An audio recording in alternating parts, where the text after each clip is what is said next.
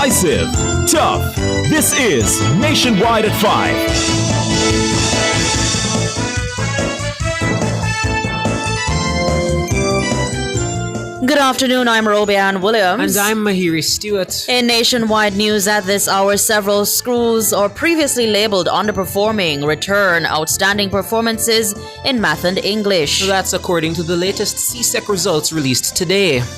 Gangsters paid $100,000 to murder policeman and his wife and his family over the sale of a car. JTA walks out of meeting with Finance Ministry and demands better wage offer by midnight Sunday. JLP says PNP proposals for roads already being done. In news from the rest of the world, PAHO is reporting a resurgence of the Oropouche fever across the Americas. Donald Trump and Vladimir Putin are holding high-stakes talks on the Ukraine war in Alaska. And later in our broadcast, Friday, August 15, 2025, in our cover story at 5:35, 85% of high school students who sat CSEC English A in 2025 have passed, while 44% of students received a passing grade in mathematics. Permanent Secretary in the Education Ministry, Dr. Kassan Troop, will join us. In Public Opinion at 6:26, we ask if Johnny had 4 dumpling at 4 p.m. He heard that his aunt got sick at 4:30 p.m. How many dumpling does he have at 4:45 p.m.? Give us your comments by logging on to our Facebook page, Nationwide News Network, and by tweeting us at Nationwide Radio, and message us on WhatsApp at 876-285-5693. You can also leave your comments on Instagram at Nationwide90FM. In the nation's business at 6:40, following a traffic snarl in St. Anne and Trelawney, cased by Best Weekend ever recently, Dream Weekend has announced that it's moving from Negril to Montego Bay. President of the Montego Bay Chamber of Commerce, Jason Russell, Chairman of Dream Entertainment, Kamal Banke, and JHTA President Christopher Jarrett will join us. And at 8, it's the A-Team with Dennis Brooks. All these and more as we take you home on air on your mobile, Nationwide 90 FM, nationwideradiojm.com, and on the Nationwide app available on Google Play and the App Store this Friday afternoon. It's Friday, August 15, 2025.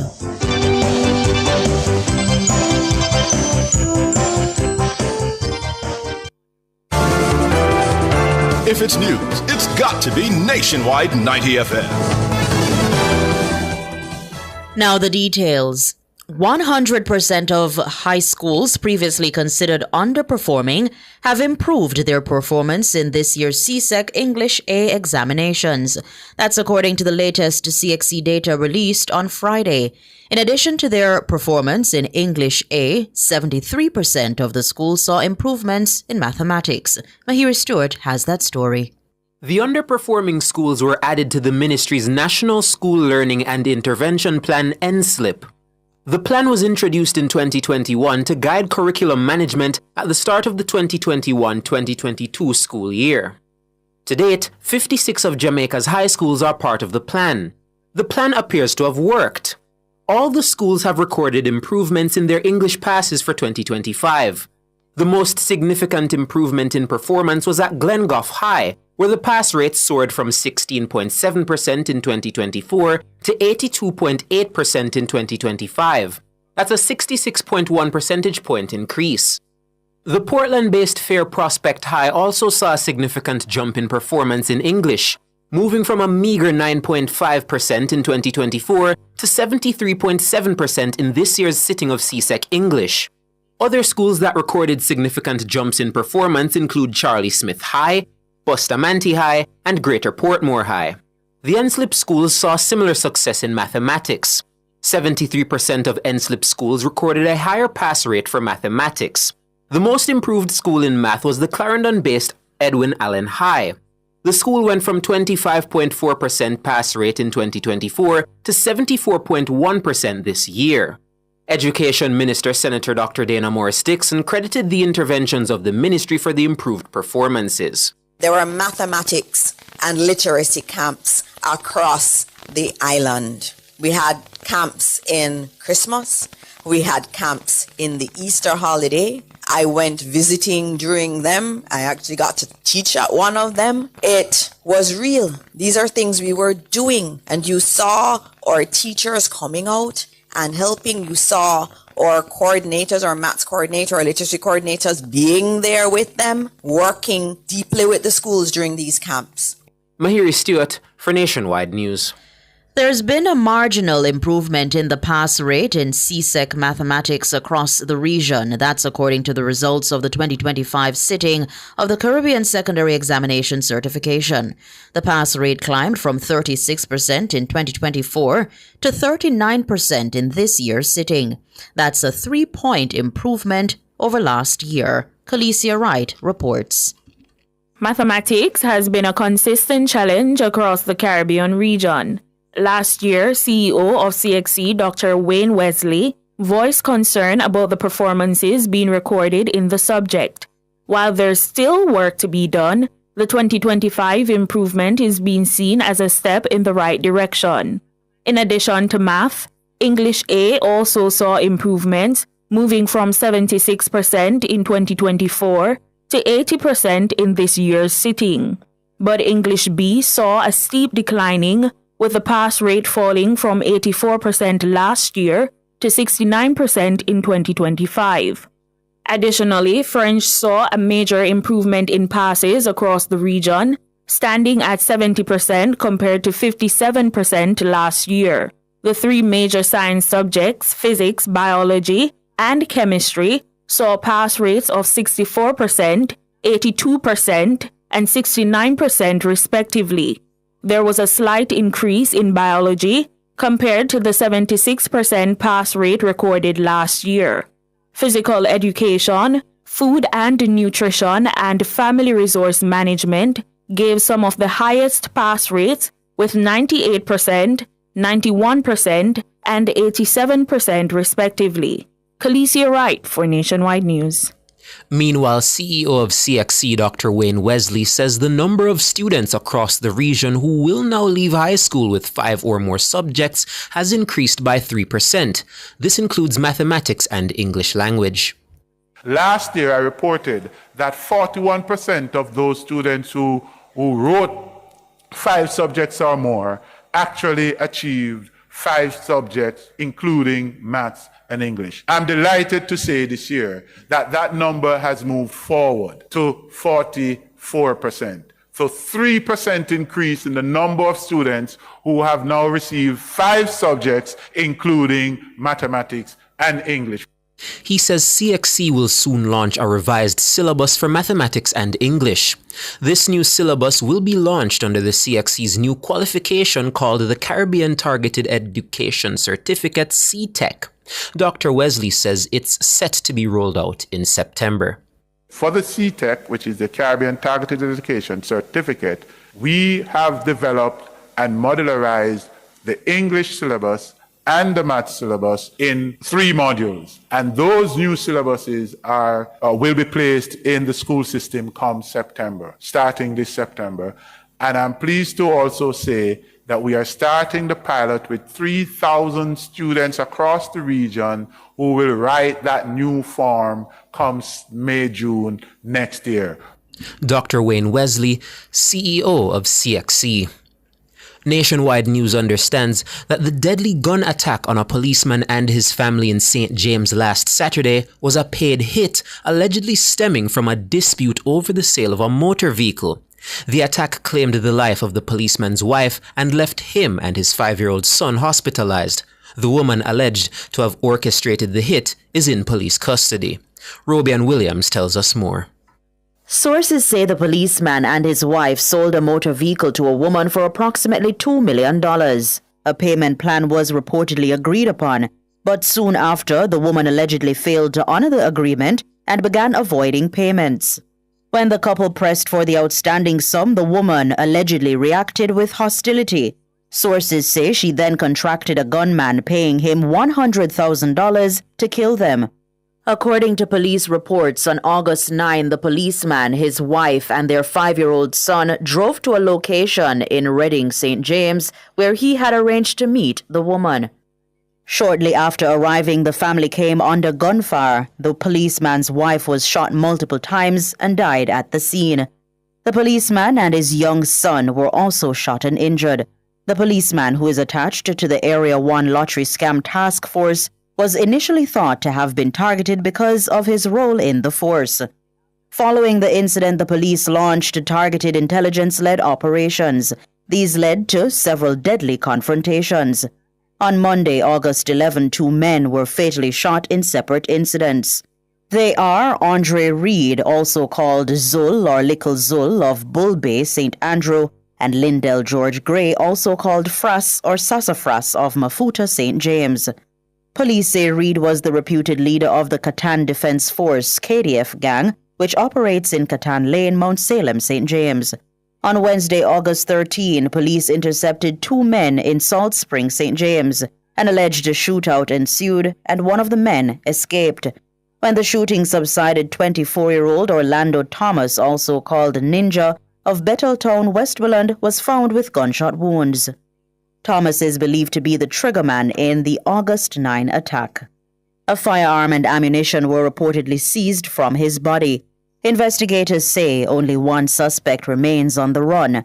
That's the individual believed to have driven the getaway car used by the attackers. The police high command issued a statement on Friday bemoaning what they say is the low value that some people place on the lives of their fellow Jamaicans. The high command says it is sad that anyone would accept money to kill another human being, especially a sum as low as $100,000. Robeanne Williams for Nationwide News.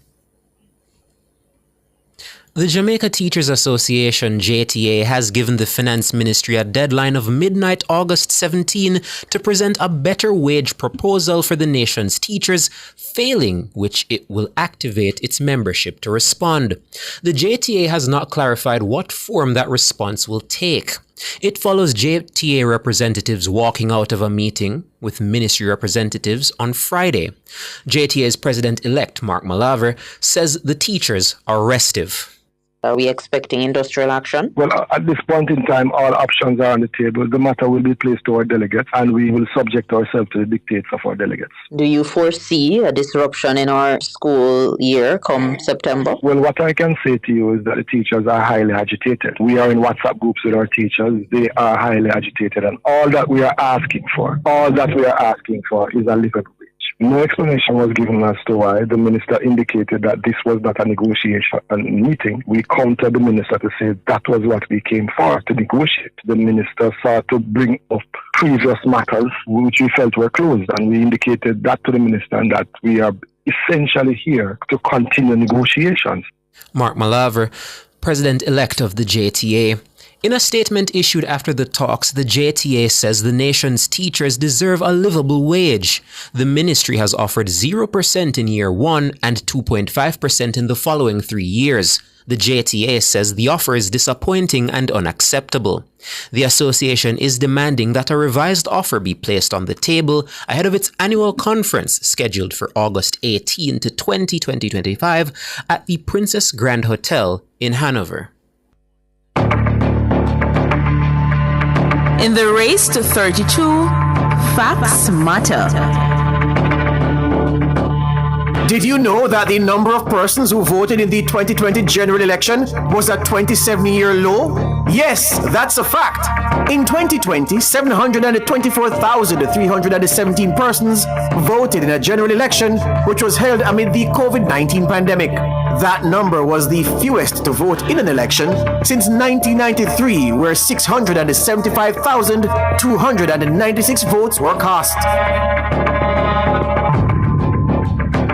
This nationwide Did You Know fact is part of our coverage for the race to 32 as we preview the next general election. You are listening to Nationwide News at 5. More news after these.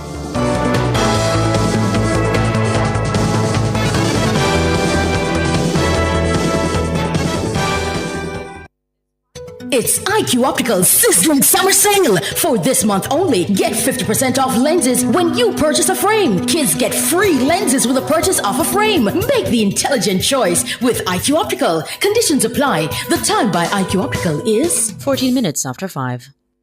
Rentokil Initial offers air purification solutions with triple filtration and unique auto-sensing capabilities that neutralizes malodor and replaces it with clean air. Call Rentokil Initial at 926-4236 for more details. The temperature by Rentokil is... It's 25 degrees Celsius in Kingston, 28 in Montego Bay.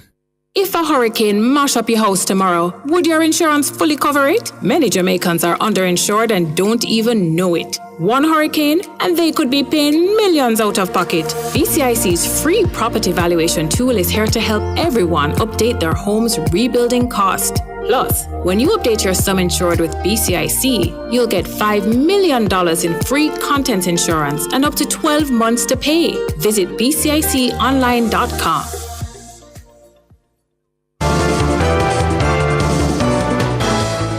Continuing the news, Works Minister Robert Morgan says several of the PNP's roadwork plans for Jamaica are already being executed by the government.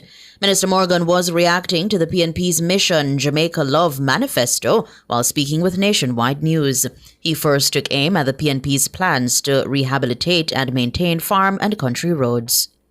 Well, the reality of it is that this government has spent more on farm roads, internal roads, and main roads than any other government in the history of Jamaica. We have the SPARK program, we have the REACH program, and so on. So their proposal that just vaguely saying we're going to improve farm roads disregards the fact that the government has established sustainable, well-funded programs. When they left government in 2016, they were spending $500 million on roads in Jamaica. We spent over $7 billion on roads last year. And all they have done is just said, we're going to fix roads. What we have done is actually fix the roads. Minister Morgan says the PNP's goal of promoting local contracting for infrastructure to enhance community employment is already a reality. They are promoting something that is already being done by this government. They are copying our policies and putting it in a manifesto. 95% of all contracts from the National Works Agency is given to local contractors. The entire REACH program was given to local contractors for regular quarterly patching and road rehabilitation. So far this year, we've spent about $4 billion on road rehabilitation. Once again, the PNP's manifesto is basically an endorsement of the government's policies. And while imitation is the greatest form of flattery, the people of Jamaica should not be flattered by this misdirection and misinformation that they are putting out. Robert Morgan, a minister with responsibility for works. The National Works Agency, NWA, says a section of Duhaney Drive in the community of Duhaney Park in Kingston will be closed starting at 9 a.m. on Sunday, August 17. The closure, which is to facilitate the replacement of drainage gratings, will be in effect for 10 days. NWA says the targeted location is the grating just below Waterhouse Drive. Manager of Communication and Customer Services at the NWA, Stephen Shaw, says the closure is necessary as the drain spans the entire width of the roadway. He says the works will include the removal of the existing drainage infrastructure, concrete works, and the installation of new gratings. During the period of closure, motorists heading towards Perkins Boulevard from the direction of Washington Boulevard can use Baldwin Crescent. Another route from Duhaney Drive is to turn right onto Waterhouse Drive, left onto Sherlock Crescent, and then turn right onto Aberville Avenue. For either alternative route, the reverse can be used for persons coming from the direction of Aberville Avenue. The NWA is advising motorists to exercise caution while using the roadway during the period of the works and observe the instructions of flag persons and posted signs. This is a nationwide election nugget. Member of Parliament for East Rural St. Andrew, Juliet Holness, is seeking to achieve a feat not achieved in more than 60 years. Since 1959, no MP has held the seat for more than 2 terms. Mrs. Holness first secured the seat in 2016, defeating the PNP's Imani Duncan Price. She maintained her hold on the seat in the 2020 election, defeating its former MP, Joan Gordon Webley. She's now seeking her third term as MP, hoping to turn back a challenge from the PNP's Patrick Peterkin. That was a nationwide election nugget. World in a Minute is brought to you by ABC Electrical Sales. We make things as easy as ABC. Hose Assembly and Supply, equipping Jamaica for success. And Charles O'Connor Consulting Network, COCN, driven by international accounting standards, modern technology, and integrity. The World in a Minute. The government of Trinidad and Tobago has announced that this year's Independence Day parade and official functions has been cancelled. It will be replaced with a National Day of Prayer and Reflection on August 31. This is due to the ongoing state of emergency. This latest SOE was declared on July 17 in response to mounting intelligence about an expansive organized crime syndicate operating both inside and outside the nation's prison system. The SOE was extended for 3 months on July 29 after authorities said threats still exist of a plot to kill key government officials and attack public institutions. Donald Trump and Vladimir Putin are holding high-stakes talks on the Ukraine war in Alaska. The US and Russian presidents exchanged a warm greeting, including 2 handshakes before traveling together in Trump's limo to the summit. The leaders, originally expected to meet one-on-one, are joined by senior US and Russian officials. Trump says he won't be happy if a ceasefire isn't agreed today. Volodymyr Zelensky, who is not invited to the summit, says, quote, "On the day of negotiations, the Russians are killing as well," end quote, adding a meeting of Ukrainian, US and Russian leaders is needed. Away from Alaska, Kyiv residents are skeptical of the talks, while Russian soldiers tell the BBC they just want it all to end. World in a Minute was brought to you by ABC Electrical Sales. We make things as easy as ABC. Hose Assembly and Supply, equipping Jamaica for success. And Charles O'Connor Consulting Network, COCN, driven by international accounting standards, modern technology, and integrity. Recapping the top stories making nationwide news at this hour, several schools previously labeled underperforming return outstanding performances in math and English. That's according to the latest CSEC results released today. Gangsters paid $100,000 to murder policeman and his family over the sale of a car. JTA walks out of meeting with Finance Ministry and demands better wage offer by midnight Sunday. I'm Robianne Williams. And I'm Mahiri Stewart. You can find the news on our website at nationwideradiojm.com and on the Nationwide app. It's available on Google Play and the App Store. News next, the headlines at 6.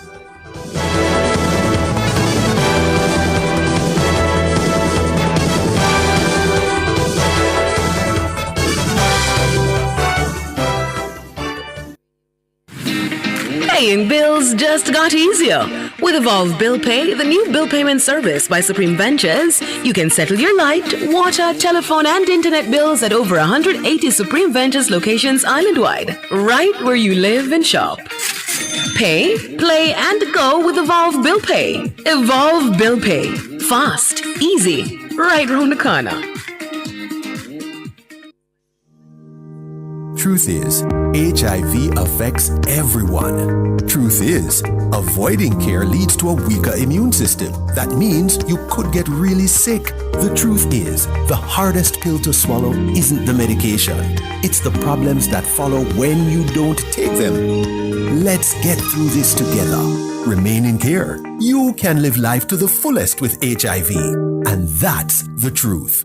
A message from the Ministry of Health and Wellness. Sports at 5 is brought to you by Total Tools. Total Tools, every tool, every trade. Hello, good afternoon, and welcome to Sports here on Nationwide 90 FM. I'm Wayne Walker. Frederick Dacres threw 65 meters 10 to win the men's discus on the opening day of the 5th NACAC Athletics Championships in Freeport, Bahamas. It was gold and bronze to Jamaica. Chad Wright secured third with 62 meters 85. The victory would have been bittersweet for Dacres, who is still without the World Championship qualifying standards of 67 meters 50 with a cutoff date of August 24 looming. Meanwhile, Jodine Williams and Janelle Smith are both into the final of the women's 100 meters, which will be run at 8:30 this evening. Jamaica Williams won her semi-final in 11 seconds on the nose, while Smith was third in hers in 11.21. Raheem Fort is through to the men's final tonight at 8:40 after posting 10.24 to win his semi-final. He goes into the final with the third fastest time. Shakur Williams logged 10.44 and he failed to advance. National champion record holder Rasheen Big Boy McDonald won his semi-final in the men's 400 meters. He'll do so into the final with the second fastest time. He posted 45.48. McDonald is chasing the 44.85 seconds time for World Championship automatic qualification. Delano Kennedy is also through to the final as one of the fastest losers with his 45.59 seconds clocking this morning. In the women's event, national champ Nikisha Price was an easy winner of her semi-final in 50.39. Dejanay Oakley missed out on a spot in the final after posting 52.10. Sanique Walker and Geneve Russell are through to the women's 400 meters hurdles final after posting times of 54.20 and 56.80 seconds respectively. Nia Robinson will go in the women's long jump. Well, that event is just about getting underway, while Tyrese Taylor and Navaski Anderson will run in the men's 800 meters semi-final at about 6:30 Jamaica time this evening. Olympic champion Noah Lyles says he's excited to renew his rivalry with Jamaica's Kishane Thompson when they line up in the men's 100 meters on day 2 of the Wonder Diamond League meeting in Silesia on Saturday. The last time both men face off was at the Olympic Games in Paris. Lyles won the Olympic title in 9.79 seconds. He beat Thompson by 0.05 of a second. The race will also feature Jamaica's Akeem Blake, the American trio of Trayvon Bromell, Kenny Benarek and Christian Coleman, as well as the South African star Akini Simbine. Lyles says pundits will use tomorrow's race to set the odds for the World Championships. It's going to be a fast race regardless. I mean, you basically have the Olympic final, maybe missing 2 people, adding in some just as fast people. It's going to be good regardless. Of course, having Kishane there, it makes it even better. This is going to be a moment that I think everybody's going to be looking at their calendar and saying, okay, this is what I'm going to base my World Championship picks off of. Whether it helps them or not, it's going to be exciting. That's Noah Lyles. Other Jamaicans down to compete at the meet are Ginger Campbell, Romaine Beckford, Akeelia Smith, Daniel Williams, Akira Nugent, Orlando Bennett, Hansel Parchment, Sharon Summon, Sherika Jackson, Rashawn Clark, and Tia Clayton. Jamaica will be back in action in the West Indies Rising Stars Under 17 Regional Cricket Championship when they face Barbados at the National Cricket Centre in Couva, Trinidad on Saturday, and it starts at 9 a.m. Jamaica time. The Jamaicans played out a draw with the Leeward Islands in the opening round on Thursday. In other second round games starting Saturday, the Leeward Islands will square off with the Windward Islands at the Brian Lara Stadium, while Trinidad and Tobago they'll battle Guyana at the Queen's Park Oval. Liverpool opened the defence of their English Premier League title with an exciting 4-2 win over Bournemouth at Anfield. The Reds were 2-0 up after the hour mark through goals from Hugo Ekitike, who signed in the summer, and Cody Gakpo. However, Bournemouth stormed back to draw level with an outstanding pair of goals from Antoine Semenyo. However, the game was put to bed with 2 quick strikes from Federico Chiesa and Mo Salah. Ekitike, he's in and he scores! Welcome to the Premier League! Welcome to Anfield! DK to Cody Gakpo. Wants to weave into this sort of position. 2-0 to Liverpool! First time delivery for Semenyo! 2-1 at Anfield! Bournemouth are right back in it! Plenty support to his left, Semenyo, if he can see them in his peripheral vision. Semenyo! 2-2! Salah's ball in. Curtis Jones was close. Chiesa! Federico Chiesa! What a time to score! Can Mo Salah seal it? You bet he can! The game was stopped in the first half after Semenyo reported being racially abused by someone in the crowd. An anti-discrimination message was read out to the crowd at halftime. This is Nationwide's World Championships Countdown. With 28 days to go before the Tokyo World Championships, we now shine the spotlight on the men. And of course, the 100 meters. The Blue Ribbon event has long been one of the marquee at the World Championship. And the 1990s delivered plenty of thrills, drama, fierce rivalries, and unexpected twists. Heading into the 1997 edition in Athens, Greece, the Canadian sprint star Don Bailey appeared poised to retain his title, fresh off his stunning gold medal performance at the Atlanta Olympic Games the year before, where he set a world record of 9.84 seconds. Bailey clearly started the favorite. In contrast, Maurice Green's resume at the time lacked major accolades. He had failed to progress beyond the quarterfinals at the 1995 World Championships and didn't make the US team for the Atlanta Olympics. But in 1997 would mark the beginning of his rise on the global stage. The two athletes were drawn in the same semi-final, Green narrowly edging Bailey with a sharp 9.90 seconds. The final lived up to its billing as a showdown for the ages. With Green in lane 3 and Bailey beside him in lane 4, Green exploded out of the blocks with a powerful start and maintained his lead to the finish. He clocked a lifetime best 9.84 seconds, just 2/100ths of a second outside the world record. Bailey followed closely, 9.91 to claim silver. Tim Montgomery secured bronze in 9.94. Green's victory in Athens signaled the start of his era of dominance in the men's 100 meters, as he would go on to retain his world title in Seville, Spain in 1999 and again in Edmonton, Canada in 2001, and he also went on to win Olympic gold in Sydney in 2000. That was Nationwide's World Championship Countdown. And that will do it for sports. We're going to be back, though, at 6:05 with more.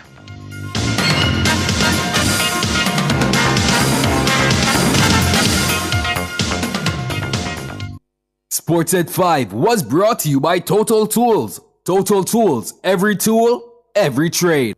Cubby's Baby Wipes is ideal for your baby's delicate skin, infused with vitamin E and aloe vera, and available for home or on the go. The time by Cubby's Baby Wipes is 5:31.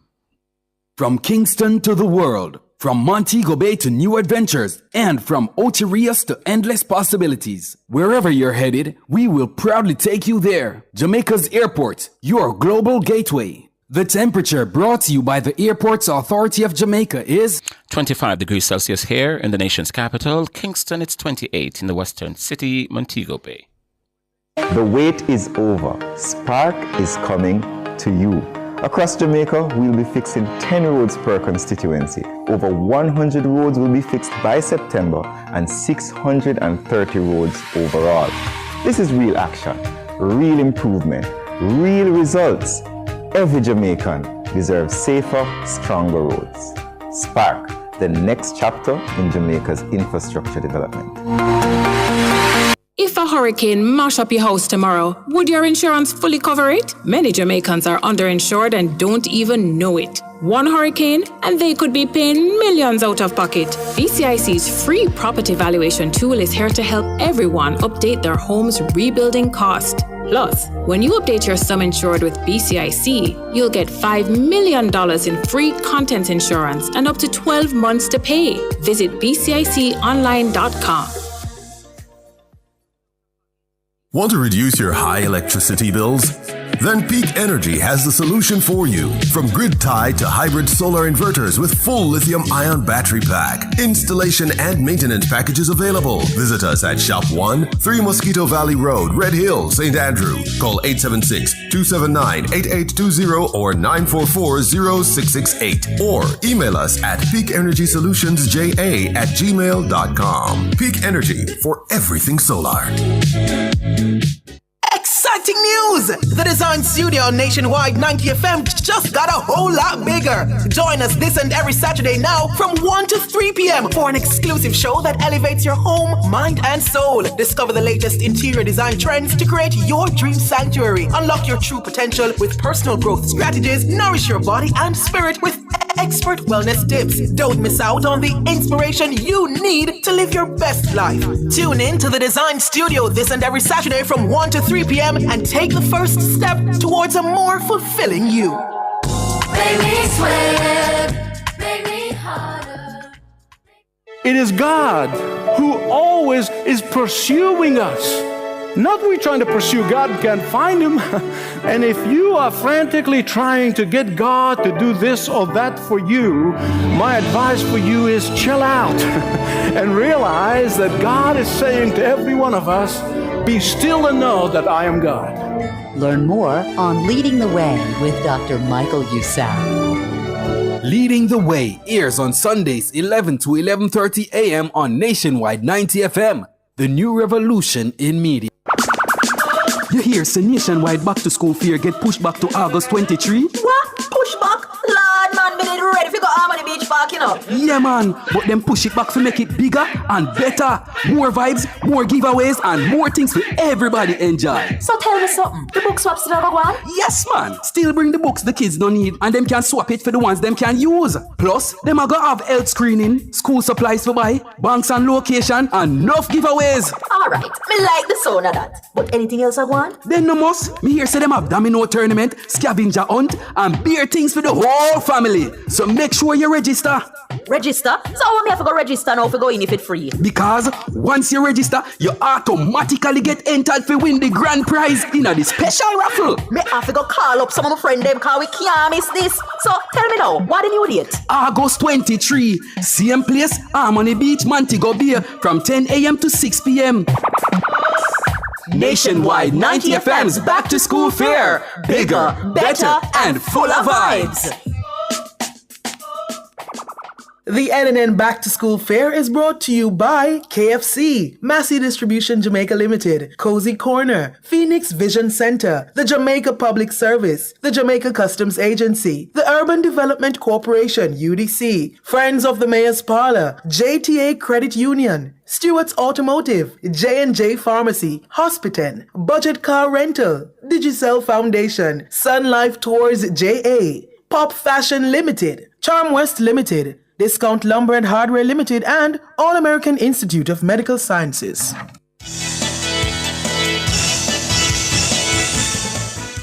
Good afternoon to you. Thank you so much for joining us here on Nationwide at 5. I'm Ricardo Brooks. And I'm Professor Donna Hope. Good evening, Prof. Good afternoon, Prof. How are you? Good evening, good afternoon, Ricardo, listeners, YouTubers, all. I am well. I am very well. Happy to hear you and happy to hear everyone and see everyone. Thank you so much. We're talking education this afternoon because 85% of high school students who sat CSEC English A this year have passed. The Education Minister, Dr. Dana Morris Dixon, says the results eclipse the 76% pass rate recorded in 2024. English A, our public school national pass rate is 85%. 85% of our students who sat CSEC 2025 English A got between grade 1 and 3. Now let's put that in context. Last year, it was 76% of our students. This year, we're at 85% of our students doing English A, getting between a 1 and a 3. Now we need to juxtapose that with the regional average. The regional average is 80% of students passing English A. We have surpassed the region in English A. Minister of Education, Dr. Dana Morris Dixon, says the results eclipse the 76% pass rate recorded in 2024. The Education Minister says there's also improvement in mathematics, with 44% of students receiving a passing grade. If we look at the numbers in terms of mathematics passes, 44% of our public school children who did CSEC 2025 mathematics passed with a grade 1 to grade 3. 44%.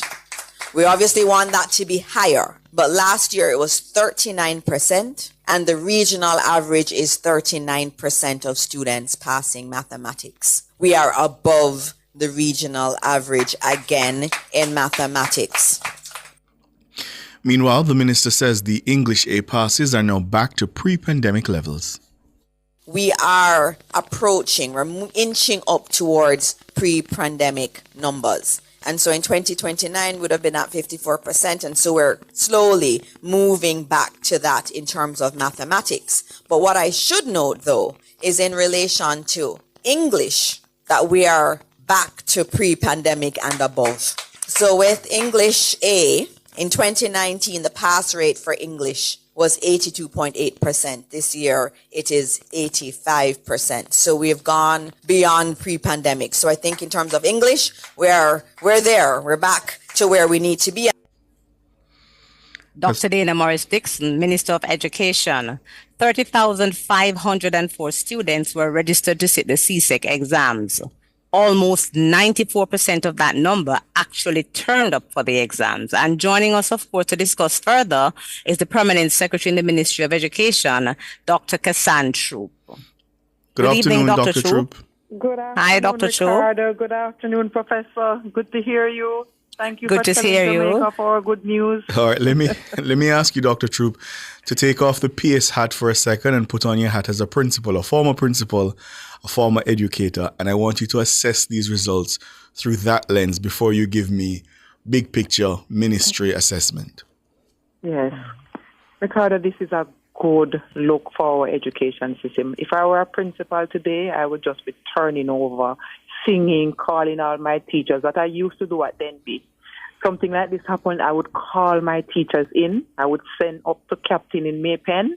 They would send me a cake, and we would be slicing cake, toasting each other, and celebrating. It is something worth celebrating. It's hard work to move the students, to get them to believe, to deal with all the social variables. Remember, when we talk about education, it's not just moving into a classroom and teach.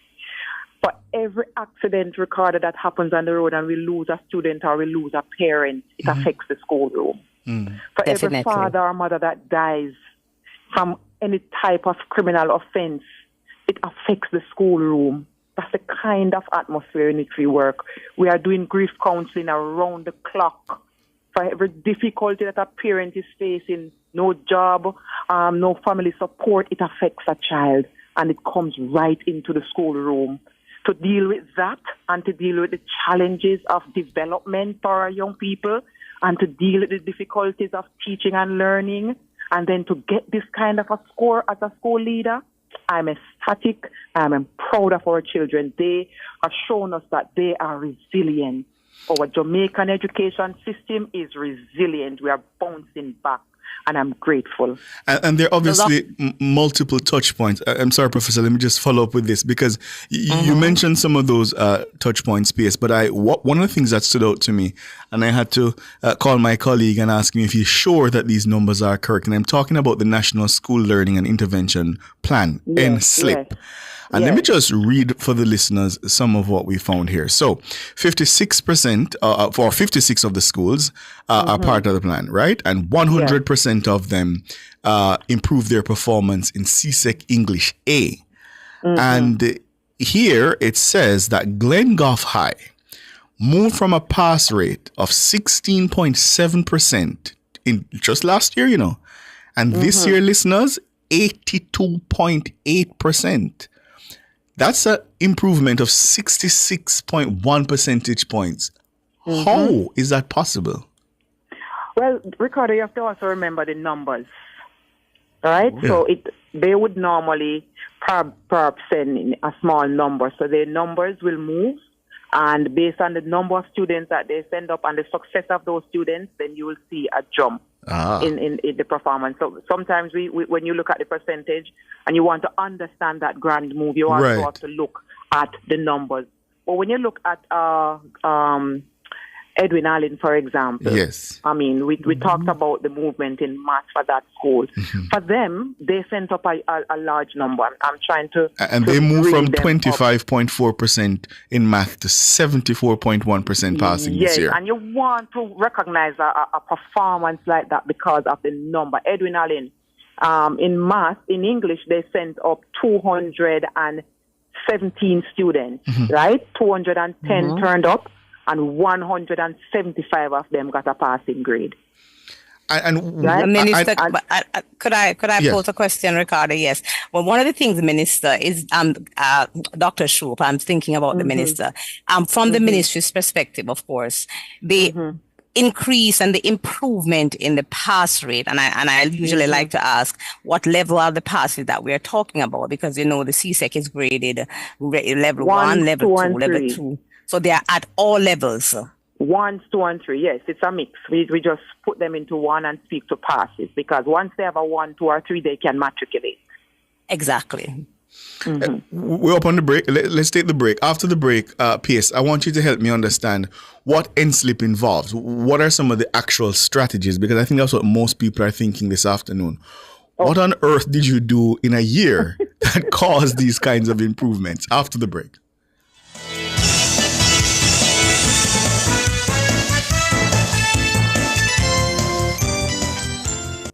Clear your barrels and personal shipments with ease and convenience. Request a customs contactless clearance today through CCP at jca.gov.jm.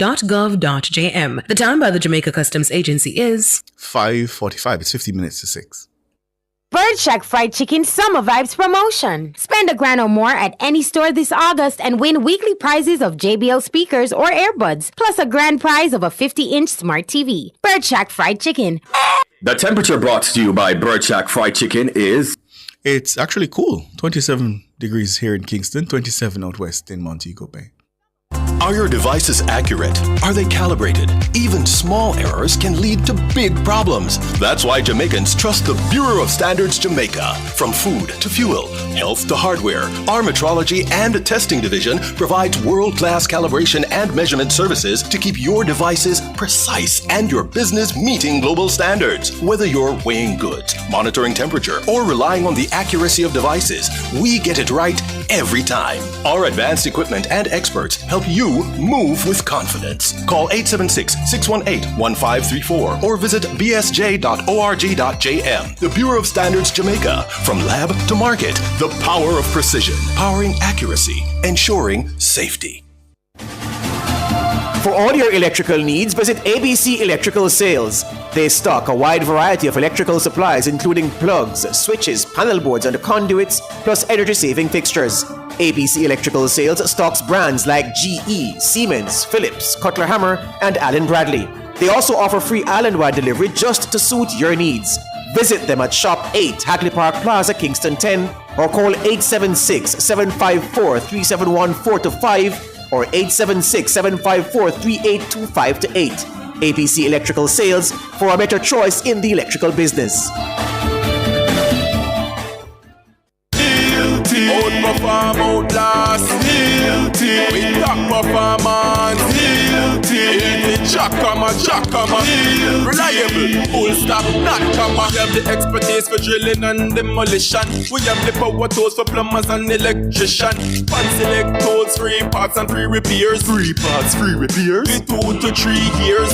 Hilton, available at Delta Supply, 106 Hagley Park Road. Call us at 876-302-61124. Delta Supply, we service what we sell.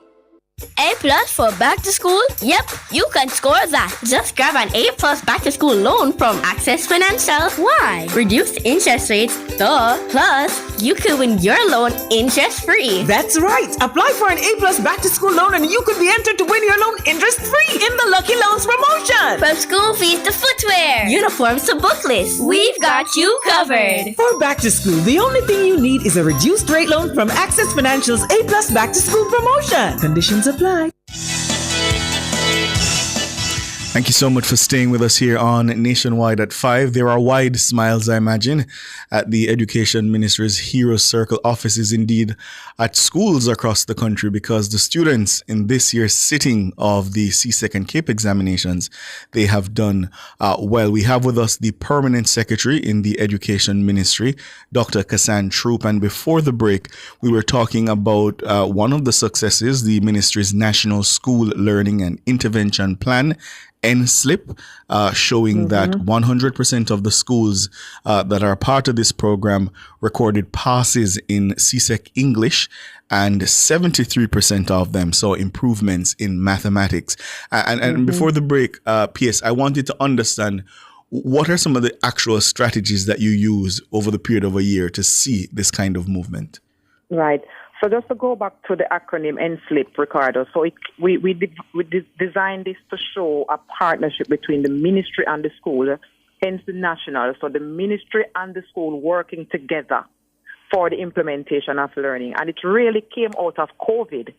When we came out of COVID, the pressure to address the learning loss that we were experiencing in the system. And so we had to come to the table to determine how are we going to be supporting these schools. And really the program looked at how do we customize learning to meet the children at their level. Because there's a tendency to just move the children along and to just execute the curriculum that you have. And we're not just teaching curriculum, we are teaching children. And so we have to assess, we have to be guided by the data, and we have to break down the learning material at the level of the students, and then we take them to the level that they are to be. So that's what the customization involved. But what we did this year was a little bit more tactical, Ricardo. We really went into these schools forcefully. We have called out the principals repeatedly to provide instructional leadership support for them.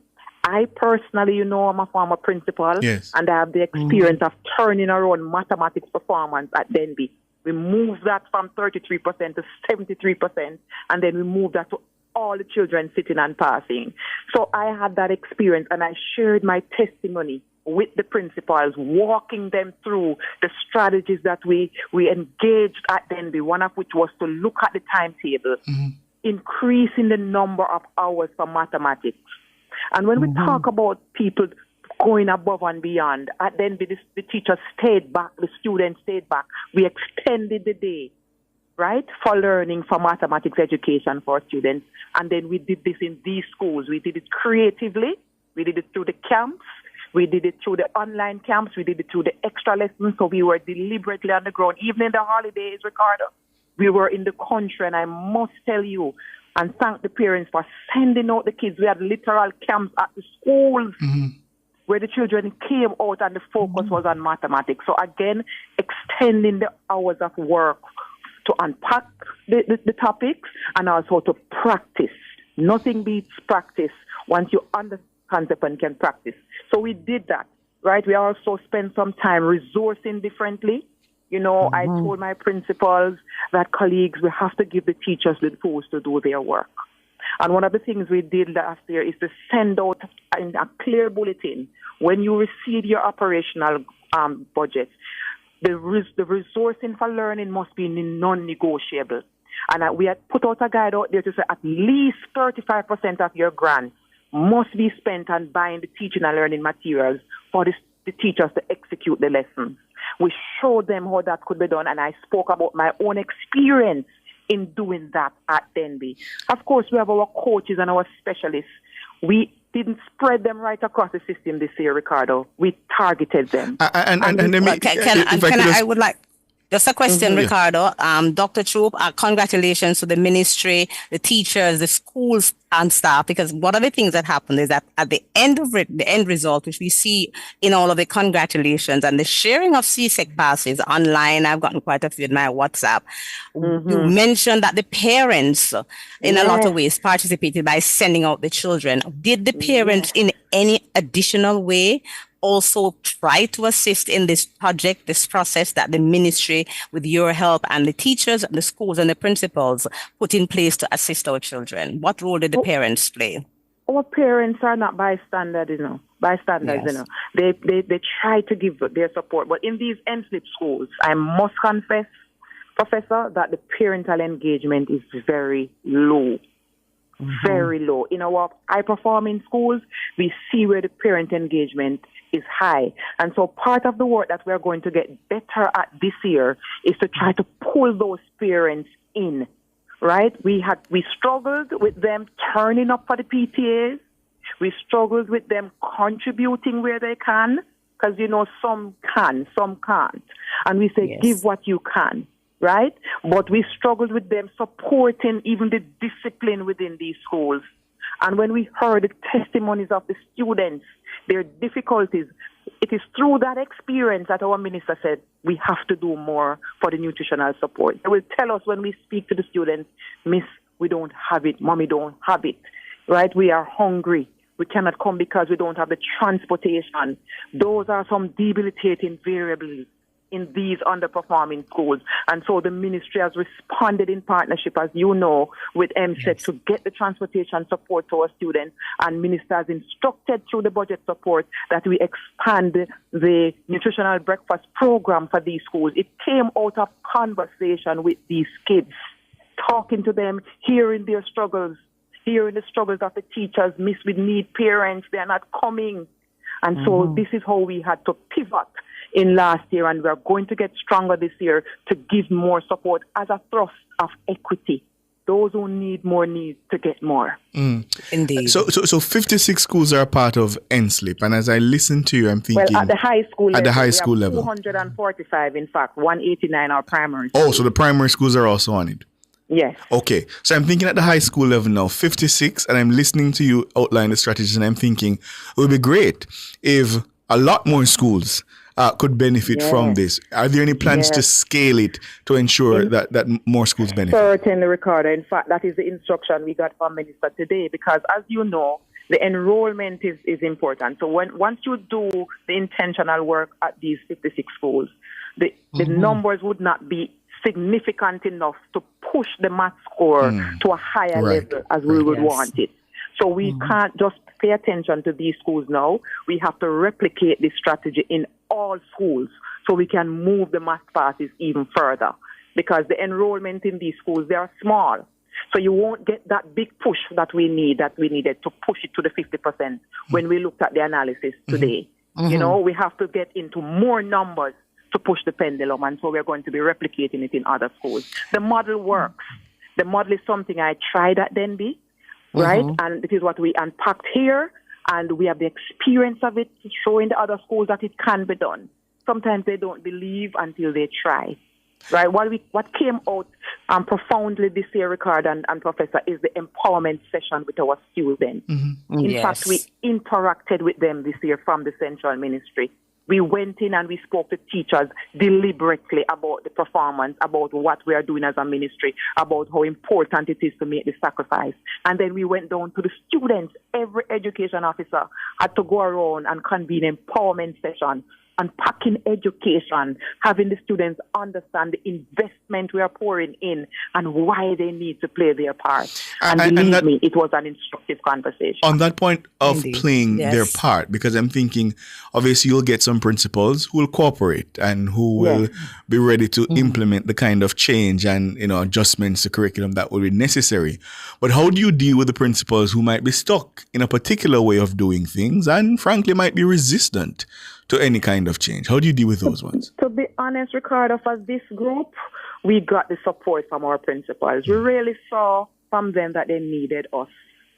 They just needed that help, that hand-holding, somebody to come in and help the teachers to buy in to what needed to be done, get the parents who we could reach to buy in, and also to get the students.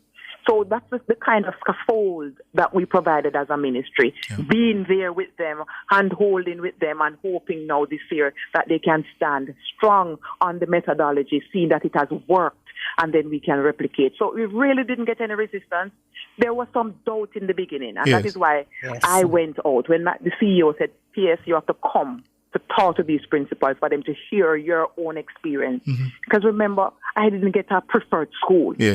Right? Yes. And I moved it. And so I believe the testimony of Denby also helped them to understand the possibilities that we were thinking of. And so we really got them to understand, and they said, boy, PS, it's true. It can be done. And so we got that barrier down very early when I went out, pulled all of them out, and we had that conversation, and then we showed them how we are going to celebrate them. So when Minister called them out today, that was the beginning. We have an whole incentive program surrounding recognizing the efforts of our teachers and students in these schools. How resource intensive is this kind of intervention? Because I imagine you need the facilitators, you need the budgetary support. You talked about external things like transportation, nutritional support. How much going forward in terms of resources do you think the country will have to spend, frankly, to ensure that we can scale this and get to, as you say, the minimum 50% that we want to see in subjects like mathematics? Right. It's going to take redirection of resources, Ricardo, because right now, for us to feed the students in the NSIT schools at about 69,000 plus students for the overall enrollment in the 245 schools. And an additional $1 billion minimum will be required just for breakfast. Right? We are working out, so we are working with our Nutrition Products Limited. They will do part of the strategy, and some schools have indicated to us that they want to operate because, of course, they have cooks and their canteen facilities. Yes. So we have two models that will be rolling out in September, right? Some schools self-preparation while NPL will be going in others. That alone is over $1 billion, right? And so it will require that. But for the books and so forth, what we have done really is to redeploy or reallocate the resources for them. So we used to just ask our high schools to select the books that they want. And for the most part, most high schools select the books that are attendant to the age level. We found that to be unsuccessful. So some schools can use a regular text. Other schools may need to be a lower level text to treat with the foundational issues. So what we have done this year, instead of sending out the textbooks to everybody, the NSIT schools will get to select targeted resources.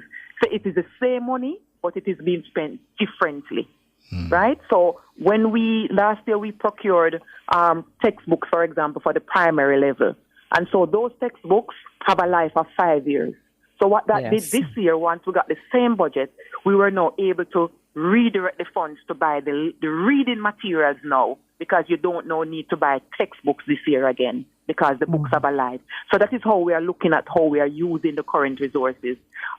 Looking at what we don't need to do, look at what we need to do differently, and reallocating the resources to the earlier years. Now we have budgeted, I think, $88 million just to buy the readers, Ricardo, for grades 1, 2, and 3. That's something we never did before, but we are able to do it now because we don't need to buy the textbooks for grades 4, 5, and 6 because they're already in the system and they have a life of 5 years. So some things may not be new. You may not need new money. But for the new money, definitely for the feeding, that is definitely something that would have to increase over time if we're going to expand that throughout the system. Yes. You have heard the cost for the school bus system. Yes. To procure the buses alone, we talk about $1.4 billion. We continue to be provided with the $380 million to support the students on PATH, and we will use that to support those private providers who we normally work with, because not all the students will get to the bus system now. As you know, it's a phased process. And so we will still maintain that support, and we have got $380 million for that. But as the bus system rolls out, it will be a more economical approach to get the students to ride $50 in the long run, as announced already. And of course, you have the earlier phase where they will have fully funded access, because nothing is free. Fully funded access to the school bus service. So things will have to build out eventually. Over time. But as it is now, we can rework what we have, because you have to be targeted in how you do things. P.S., we're out of time, and it sounds like you have considered the multiple touch points that you will have to stay on top of to improve these performances. But for now, on behalf of a grateful nation, thank you for all that Thank you you, do. Dr. Shu. Thank you to the ministry and the minister. Thank you. To our students. Thank you, parents. Yes. Thank you, principal. Well done. And we are going back to the drawing board to even get better in the new academic year. God bless you all. And we look forward to those results. Thank you, Dr. Troop. Dr. Kassan Troop is a permanent secretary in the Ministry of Education, Youth, Skills and Information. Just to tell you, listeners, happening now in the United States, the U.S. President and the Russian President, Donald Trump and Vladimir Putin, they're having a joint news conference after their negotiations to end the war in Iraq. Putin met Trump in Alaska. They're having their news conference now, and as soon as we know, what did I say? I said Iraq. The war. You said Alaska. The war in Ukraine. The war is in Ukraine. They're meeting in Alaska. They negotiated an end to the war in Ukraine. And so as soon as we have some more of what they have decided, we'll let you know. But Mahiri is ready. He tells me it's Ukraine, not Iraq. He has the headlines.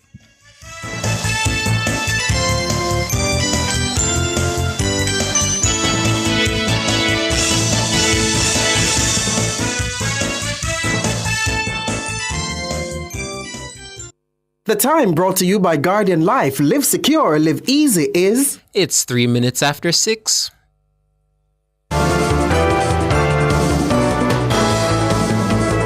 Nationwide headlines at 6. Good evening with the headlines at 6. I'm Mahiri Stewart.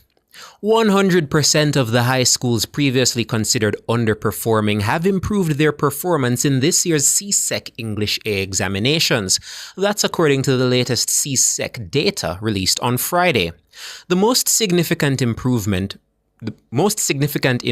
in performance, was at Glengough High, where the pass rate soared from 16.7% in 2024 to 82.8% in 2025. That's a 66.1 percentage point increase. The Portland-based Fair Prospect High also saw a significant jump in performance in English, moving from a meager 9.5% in 2024 to 73.7% in this year's sitting of CSEC English. Other schools that recorded significant jumps in performance include Charlie Smith High, Bustamante High, and Greater Portmore. The schools saw similar success in mathematics. 73% of the schools recorded a higher pass rate this year for math. The most improved school in math was the Clarendon-based Edwin Allen High. The school went from 25.4% pass rate in 2024 to 74.1% this year. Meanwhile, there's been a marginal improvement in the pass rate in CSEC mathematics across the region. That's according to the results of the 2025 sitting of the Caribbean Secondary Examination Certification. The pass rate climbed from 36% in 2024 to 39% in this year's sitting. That's a 3 percentage point improvement over last year. Nationwide News understands that the deadly gun attack on a policeman and his family in St. James last Saturday was a paid hit, allegedly stemming from a dispute over the sale of a motor vehicle. The attack claimed the life of the policeman's wife and left him and his 5-year-old son hospitalized. Sources say the policeman and his wife sold a motor vehicle to a woman for approximately $2 million. A payment plan was reportedly agreed upon, but soon after, the woman allegedly failed to honor the agreement and began avoiding payments. When the couple pressed for the outstanding sum, the woman allegedly reacted with hostility. Sources say she then contracted a gunman, paying him $100,000 to kill them. The Jamaica Teachers Association, JTA, has given the Finance Ministry a deadline of midnight, August 17, to present a better wage proposal for the nation's teachers, failing which it will activate its membership to respond. The JTA has not clarified what form that response will take. It follows JTA representatives walking out of a meeting with ministry representatives on Friday. The JTA's president-elect, Mark Malaver, says the teachers are restive.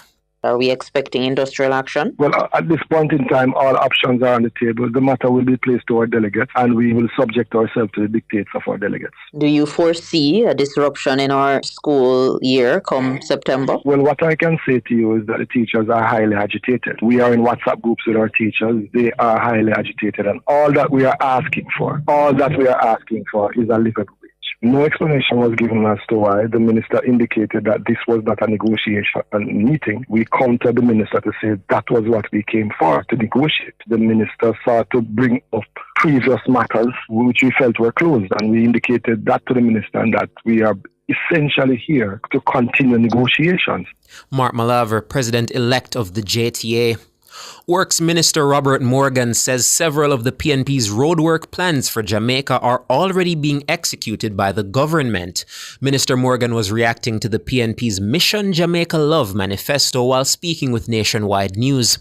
He first took aim at the PNP's plans to rehabilitate and maintain farm and country roads. Well, the reality of it is that this government has spent more on farm roads, internal roads, and main roads than any other government in the history of Jamaica. We have the Spark program, we have the REACH program, and so on. So their proposal that just vaguely saying we're going to improve farm roads disregards the fact that the government has established sustainable, well-funded programs. When they left government in 2016, they were spending $500 million on roads in Jamaica. We spent over $7 billion on roads last year. And all they have done is just said, we're going to fix roads. What we have done is actually fix the roads. Minister Morgan says the PNP's goal of promoting local contracting for infrastructure to enhance community employment is already a reality. They are promoting something that is already being done by this government. They are copying our policies and putting it in a manifesto. 95% of all contracts from the National Works Agency is given to local contractors. The entire REACH program was given to local contractors or regular quarterly patching and road rehabilitation. So far this year, we've spent about $4 billion on road rehabilitation. Once again, the PNP's manifesto is basically an endorsement of the government's policies. And while imitation is the greatest form of flattery, the people of Jamaica should not be flattered by this misdirection and misinformation that they are putting out. Robert Morgan, Minister with Responsibility for Works. Those are the headlines at 6. I'm Mahiri Stewart. Sports is next.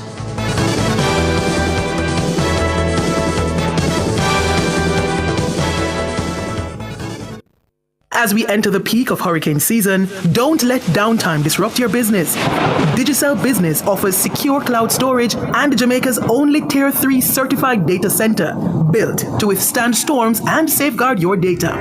With 24/7 monitoring, local hosting, and 100% uptime, your operations stay protected no matter the weather. Prepare now, protect what matters. Call Digicel Business Solutions at 876-469-2677 or visit digicelbusiness.com. Digicel Business Solutions. Stay online, stay protected. Getting ready for school is as easy as KB. Shop at Kingston Bookshop between July 14 to September 6, 2025 for your chance to win big in our back-to-school promotion. Spend just $5,000 before GCT, shop online or in-store, and you could win $150,000 in cash, an HP laptop, or a Samsung Galaxy Tab A9. It's back to school the easy way, only at KB. Authorized under Section 58.3 of the Betting, Gaming and Lotteries Act. Following is brought to you by the Office of the Prime Minister. We estimate that there are about 20 to 25,000 who are unemployed because they do not have any skill. They are a loss to our economy. And we have tasked hard to find these 25,000. Go out into the communities, put on your training fairs, have specific agents out there doing your reconnaissance and surveillance and finding these youngsters. Get them into your training program. Offer them stipends and bus fare and lunch money. But more than that, what they need mentoring. Because oftentimes they simply do not know about the opportunities that exist. They exist on the periphery of the system and they are skeptical of the system and they don't believe that the system is set up for them. Your country needs you. Be smart. Choose hard. The proceeding was brought to you by the Office of the Prime Minister. Good evening with your sports report. I am Alric Swaby. We bowl things off with some cricket as Jamaica will be back in action in the West Indies Rising Stars on the 17 Regional Cricket Championships when they face Barbados at the National Cricket Centre in Trinidad and Tobago on Saturday starting at 9 a.m. Jamaica time. The Jamaicans played out a draw with the Leeward Islands in the opening round on Thursday. In other second round games, the Leeward Islands square off with the Windward Islands at the Brian Lara Stadium, while Trinidad and Tobago battles Guyana at Queen's Park Oval. Now the track and fielders Frederick Dakers threw 65.10 meters to win the men's discus on the opening morning of the 5th NACAC Athletics Championships in Freeport, Bahamas. It was gold and bronze for Jamaica as Shad Wright secured third with 62.85 meters. The victory would have been bittersweet for Dakers, who's still without the World Championships qualifying standard of 67.50 meters, with the cutoff date on August 24 looming. Meanwhile, Jodine Williams and Janelle Smith are both into the final of the women's 100 meters at 8:30 this evening. Williams won her semi-final in 11 seconds flat, while Smith was third in hers in 11.21 seconds. Raheem Ford is through to the men's final at 8:40 after posting 10.24 seconds to win his semi-final, and he goes into the final with the third fastest time. Shakur Williams logged 10.44 seconds and failed to advance. National champion and record holder Rasheen McDonald won his semi-final men's 400 meters, and he did so with the second fastest time after posting 45.48 seconds this morning. McDonald is chasing the 44.85 seconds time for World Championships automatic qualification. Delano Kennedy is also through to the final as one of the fastest losers with his 45.59 seconds clocking this morning. In the women's event, national champion Nisha Price was an easy winner in her semi-final in 50.39 seconds. Dejanae Oakley missed out on a spot in the final after posting 52.10 seconds. Shaniki Walker and Janelle Russell are through to the women's 400 meters hurdle final after posting times of 54.20 and 56.80 seconds respectively. Olympic champion Noah Lyles says he's excited to renew his rivalry with Jamaica's Kashane Thompson when they line up in the men's 100 meters on day 2 of the Wonder Diamond League in Celeste on Saturday. The last time both men faced off was in the men's 100 meters at the Paris Olympic Games, where Lyles won in 9.79 seconds, beating Thompson by 0.05 of a second. The race will also feature Jamaica's Akeem Blake, the American trio of Trayvon Bramell, Kenneth Bednarek, and Christian Coleman, as well as Akini Sambini of South Africa. Lyles says pundits will use tomorrow's race to set their odds for the World Championships. It's going to be a fast race regardless. I mean, you basically have the Olympic final, maybe missing 2 people, adding in some just as fast people. It's going to be good regardless. Of course, having Kashane there, it makes it even better. This is going to be a moment that I think everybody's going to be looking at their calendar and saying, okay, this is what I'm going to base my World Championship picks off of, whether it helps them or not. It's going to be exciting. Noah Lyles. Other Jamaicans down to compete are Rajendra Campbell, Romaine Beckford, Akila Smith, Daniel Williams, Akira Nugent, Orlando Bennett, Hansa Parchment, Cheyenne Solomon, Sharika Jackson, Rashawn Clark, and Tia Clayton. Grand Slam track will not take place in 2026 unless athletes receive their prize money for this year, says founder Michael Johnson. Johnson said they had been unable to meet their timelines for payment after failing to receive funding committed to them, but remains confident about the long-term sustainability of the competition. Johnson said, "We promised that athletes would be fairly and quickly compensated, yet here we are struggling with our ability to compensate them." The final event in the inaugural GST season was cancelled in June because of economic concerns. Newly appointed head coach of Montego Bay United, Xavier Gilbert, explained that the pre-season preparation isn't entirely gone to plan. However, he's confident that his charges will be ready and raring to go when the Jamaica Premier League season kicks off next Sunday. Not bad, not the best. There's some things that I would like to have been better, but nevertheless, it is what it is. And we're looking forward to a good season. We want to make sure that we start off on a positive note. So the first 5 games are going to be crucial. Last season, Montego Bay United reached the semi-final stages of the competition before they were ousted by Mount Pleasant. According to Gilbert, he's comfortable with the squad assembled ahead of the 2025-26 season. I'm comfortable with what we have personally to get the job done, but there's still a few pieces that I would have liked to add.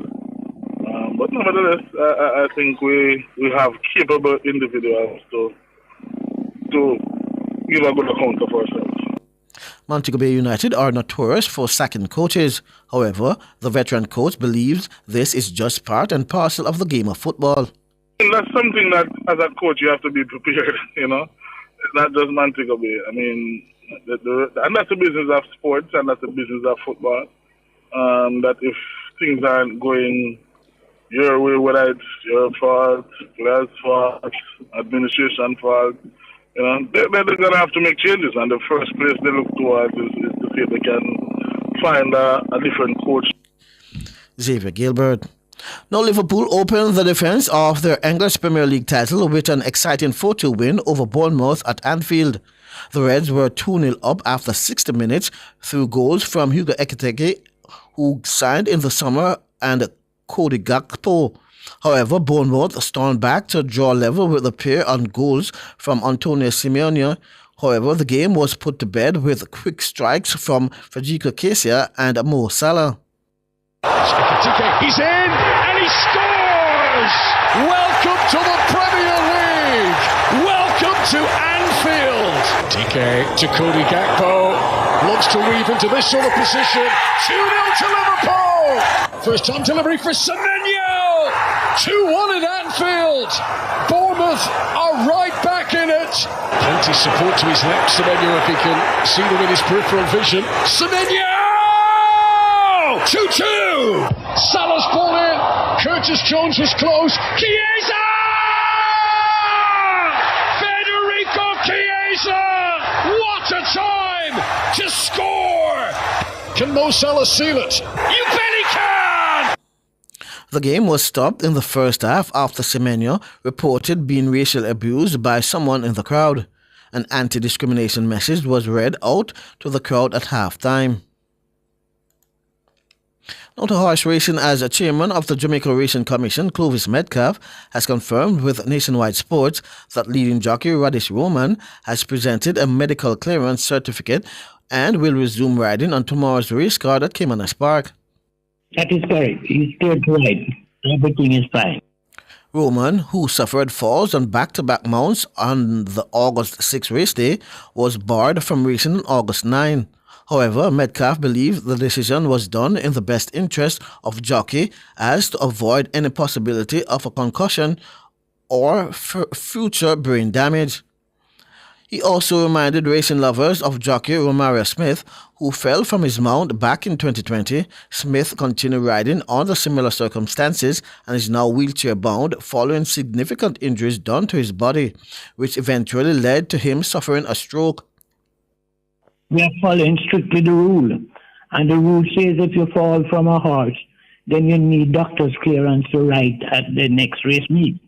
And it was citing that there was an incident with a jockey that had a fall from a horse and suffered those brain damage, you know. So we were erring on the side of caution. The real cause for him being standing down is that he did not provide a doctor's clearance to ride. Clovis Metcalf.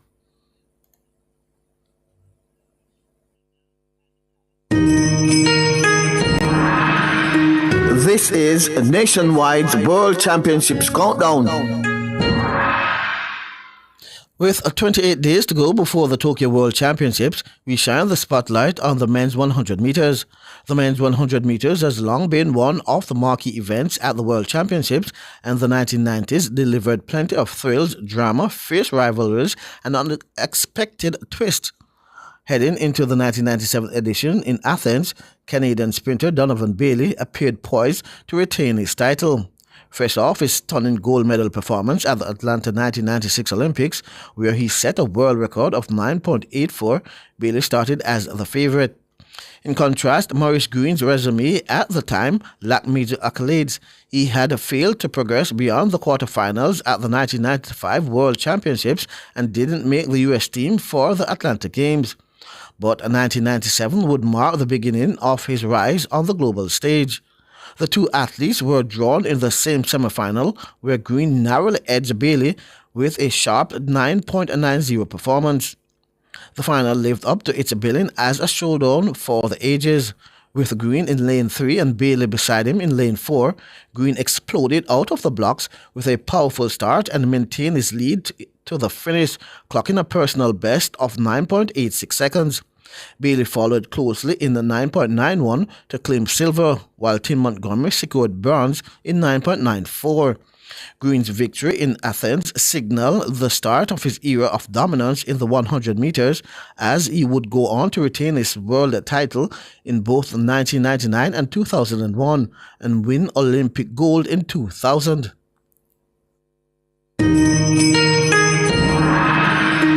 That was Nationwide's World Championship Countdown. I'm Alex Ribby, and that's your sports.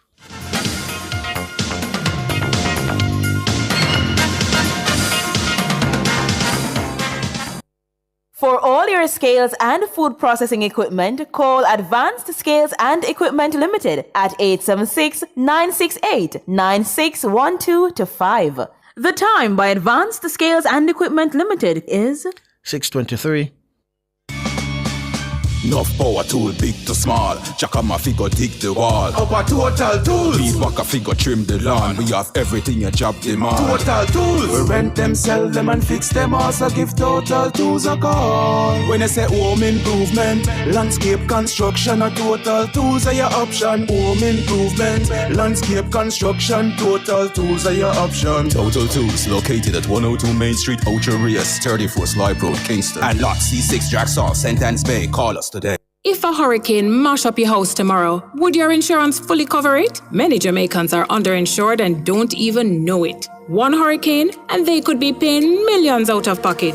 BCIC's free property valuation tool is here to help everyone update their home's rebuilding cost. Plus, when you update your sum insured with BCIC, you'll get $5 million in free contents insurance and up to 12 months to pay. Visit bciconline.com. Public Opinion is brought to you by Cleasing Industrial Supplies Limited, Industrial Automation and Control Solutions.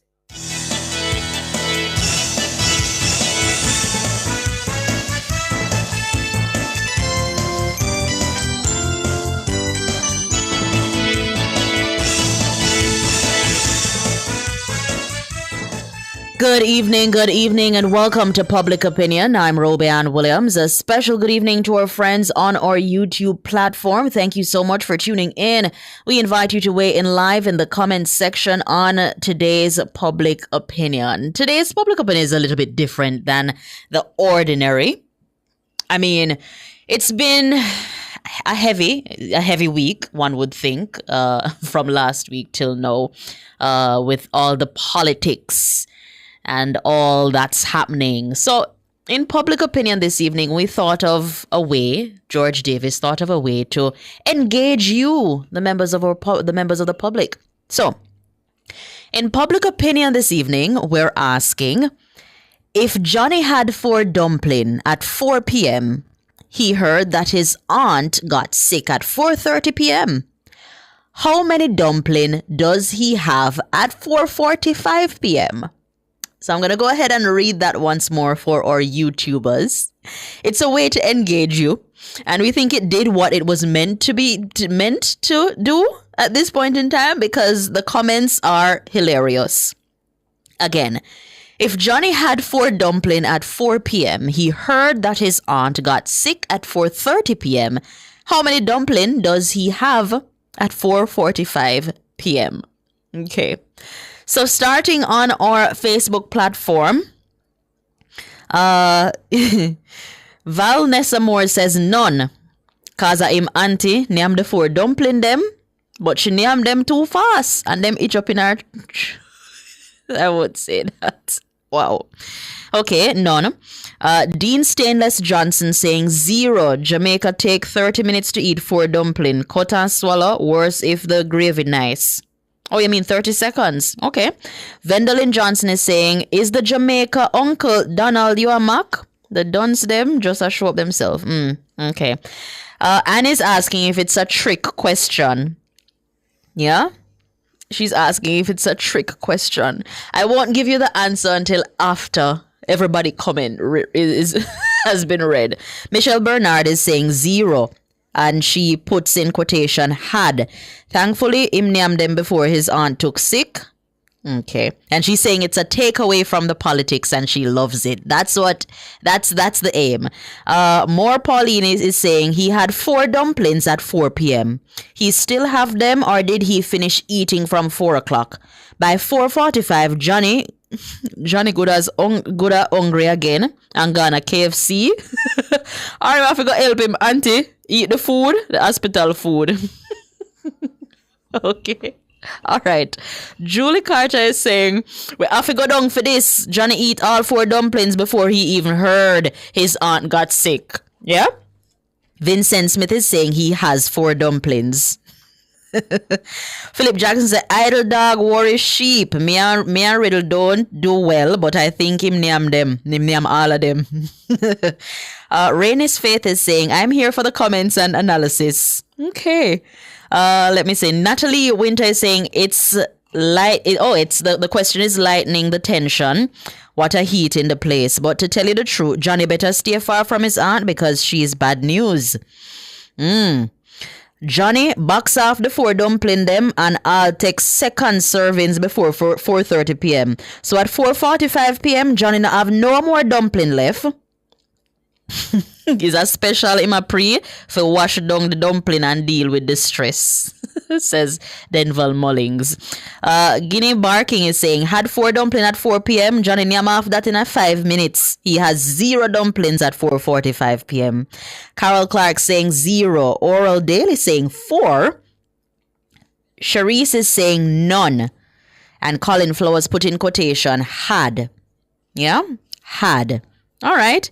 Somebody said this must be a fake NNN page. No, the real NNN page is the real NNN page. You know, you have to put fun. You have to put some fun and joke in it. I swear. If you think about all the heaviness that we've brought in our newscast and in our commentary, you have to lighten the mood. In our public opinion, if Johnny had 4 dumpling at 4 p.m., he heard that his aunt got sick at 4:30 p.m. How many dumplings does he have at 4:45 p.m.? All right. On our X platform, Andre Lawrence says none physically, but 4 in his belly. Johnny don't play with dumplings. Right there, so. Johnny not play with the dumpling them. Lorraine Young is saying 7. Wow. He had 4. So how we reach a 7? The maths now maths. I mean, kudos to those in CXC who got great math grades. Big up to you. I saw a video just now with somebody who got their 3 in math and they're proud because they did it 4 times and I'm absolutely proud. So for all those who passed their math CXC, English, great. Big ups to you. Congratulations to you. All right, let's go on our Instagram page and I'm going to our YouTubers soon. If Johnny had 4 dumpling at 4 p.m., he heard that his aunt got sick at 4:30 p.m. How many dumpling does he have at 4:45? Bat Crow is saying, ask Johnny and him auntie that after me no. Oh, okay. Him say, ask Johnny and him auntie after me no live with them. Okay, Marley Mommy is saying, if we're being honest, Johnny would have slapped those 4 from 4:10 p.m. So by the time Johnny hears same aunt sick, he would have be sad pan up full belly. All right. Somebody said best if we ask Johnny. Yeah? Best if somebody asks Johnny. Okay. Let me see. Johnny is a politician and him eat off them dumpling there from 4:04 p.m. says Gail. Tia, somebody's asking how which dumpling head write this. George, are you a dumpling head? Okay, Keys to the City J.A. is saying, if me was Johnny, them dumpling they would have name off before the sad news come in at 4:30 p.m. DeFras is questioning, was it fried or boiled dumplings? And he's saying, if Johnny did have gravy, cause that make it easier to cut and swallow. If Johnny did have little gravy on the side. I am Sabrina is saying Johnny had 4. All 4 dumplings from 4 and at 4:45 none was left. Somebody said ask Johnny aka opposition health minister. Okay. Somebody asked so was sick him auntie, my dear. Trish says none. Had is in the past tense. That means he ate them all before he got the news about his aunt at 4:30. Cinderella says 0. Carmack saying he had them at 4 p.m. so he doesn't have any now at 4:30 p.m. irrespective of the subsequent events. The key word is had. Okay. All right. Let's go. Somebody's saying a Friday after work we stop being bright. Check back Monday when we're bright again. Talk truth, you know? Okay. J3T's Queen is saying none, in quotation, had. And she says she liked the comment section. Jamaicans are special. Talk truth. Johnny done that from 4:02, Shade says. All right, let me see on our YouTube platform. I'm getting the wrap-up signal, but I have to include the YouTubers into this mix. I'm seeing 444. Somebody said if I read it again. If Johnny had 4 dumplings at 4 p.m., he heard that his aunt got sick at 4:30. How many dumplings does he have at 4:45 p.m.? Motivator says none. All right. None. I see 2. He ate them all, says Bev Thompson. Creative Game says he had none. Eat it all. He ate it all. Okay. Had. Carlene says the had there is tricky. I wonder how tricky it is. All right, let me see. Tam is saying, me nah answer as no curry chicken back no there with it. Tell George Davis said Tam nah answer unless curry chicken back is added. Okay. Oh my God. This one was really fun. Arlene said it had, not has. Yeah? None. Dennis Barnaby says none. Okay, none, says Arlene Rowe. Marcus, what do you say? What do you say, Marcus? The best? What are we going to do about the declining birth rate? Wow, all right, that's a serious one, Marcus. Country says none, had, past tense. Marcus, the best asks where which part of the flower come from. 0, says Preston Bernard. Oh, wow. I'm seeing 4. I'm not gonna lie. This was fun. It took away from the heaviness of the newscast. Somebody asked if a cornmeal. Killian Henry asked, say if it was cornmeal dumpling and them big cartwheels. Okay. McHugh is asking who in the newsroom ate Johnny dumplings. Okay, this was really fun. The answer is 0. At 4:45, Johnny had 0. None. Him eat off all of them without gravy. Him just box down the dumpling them. I don't know if a cornmeal or them a cartwheel dumpling. I don't know. You see me now, I think my hand them little. So if I me boil the dumpling them, they would a little small. You know, come have small hands. But Johnny bucks off the dumpling them people. All the best for the weekend. Thank you so much for your participation. We do value your opinion. The business report is up next.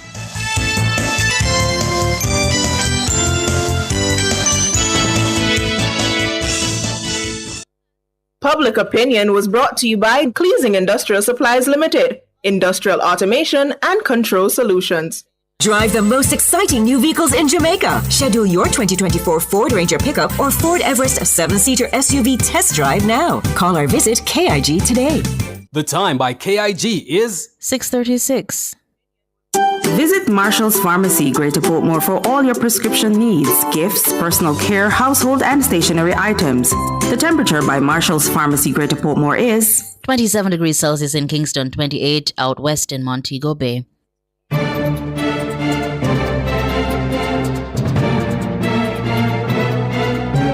Hello, good evening, and welcome to Nationwide's Business Report. I'm Robianne Williams. Trans Jamaican Highway Limited, TJH, says it has reported another period of strong performance, posting a 28% increase in net profit for the 6 months ended June 30, 2025.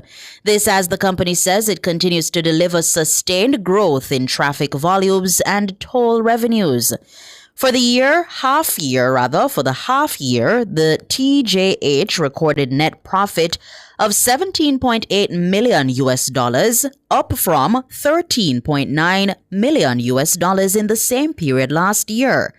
Revenue climbed 14% to $45 million, supported by higher commuter traffic and growing adoption of the company's electronic payment solution, TTAG.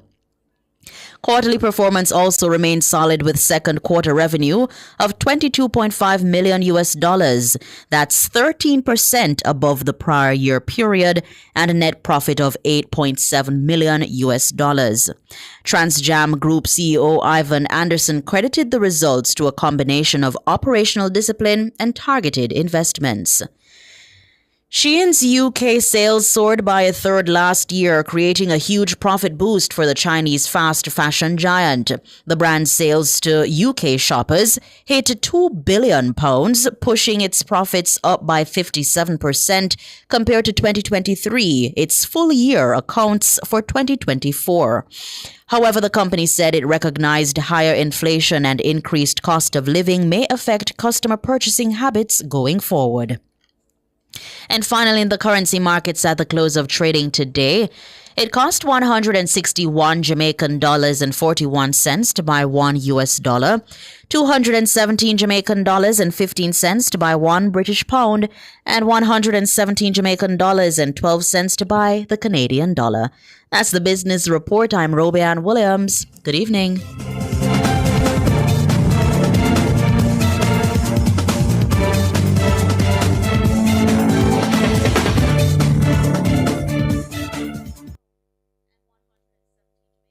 GPS. Keep it cool, I keep it cool. Summertime hot, but we have all the tools. Keep it cool, I keep it cool. Enough ways to see it, you just have to choose. Stay out of the fridge, just use a igloo. Remember your Kisco ice and the juice. The fan AC combo, yeah, I hit that. AC feel a bit enough and after that. Keep it cool, I keep it cool. This summer JPS have all the tools. Keep you cool with JPS. Download the JPS app today. Stay ahead in your career with UWI-STAR, the short-term advancement resource center. Our programs are designed to support your professional growth. Join our community of professionals and take the next step in your career. Visit our website, www.mona.uwi.edu/short-courses to learn more about the continuing professional education programs of UWI-STAR. Still sweating with that old fan? It's time to upgrade! Meet Glacier, the AC unit that thinks for you. Energy efficient to slash your power bill. Wi-Fi enabled so you can control it from your phone. And self-cleaning because you've got better things to do. Powerful, smart, hassle-free. Call now at 876-923-6521-3. Gaddy's Refrigeration Limited, delivering the perfect cooling solution tailored to your needs. Track and Field's global showpiece heads back to Asia for its 2025 staging. The World Athletics Championships from Tokyo, Japan is live on Nationwide 90 FM. September 13 to 21. Great start from Seville, who's got a little bit of a march on Noel Lyles. Seville's going to win this. Brilliant race. He even has time to salute. How will the Jamaicans stack up? The likes of Kishane, Oblique, Nikisha, Tina, Sherika, and Lavelle, all seeking podium spots. Really good running on the near side too from Tia Clayton. Tia Clayton takes it there. And the world will say goodbye to Shelly-Ann Fraser-Pryce. Watch for Shelly-Ann Fraser-Pryce. She brings the curtain down on her 18-year career. She goes back to where it all started. And she's going to do it. Shelly-Ann Fraser-Pryce. Live every moment from the World Athletics Championships from Tokyo, Japan, September 13 to 21 live with a kind of coverage only Nationwide 90 FM provides. Elevate your knowledge in the world of healthcare and pharmaceuticals at the 40th Annual Pharmaceutical Conference. The innovative conference is back and better than ever under the theme Pharmacists Leading the Future for Sustainable Healthcare. Join Nationwide 90 FM from 11 a.m. to 3 p.m. with the Talk Up Youth and Design Studio on September 6th as we broadcast live from the Princess Grand Jamaica Hotel, Green Island, Negril. Catch the live stream on our YouTube channel at Nationwide 90 FM Live 2. Join us for the most anticipated pharmaceutical conference of the year. Only on Nationwide 90 FM, the new revolution in media. This broadcast is brought to you by the Pharmaceutical Society of Jamaica and Portmore Mall Pharmacy.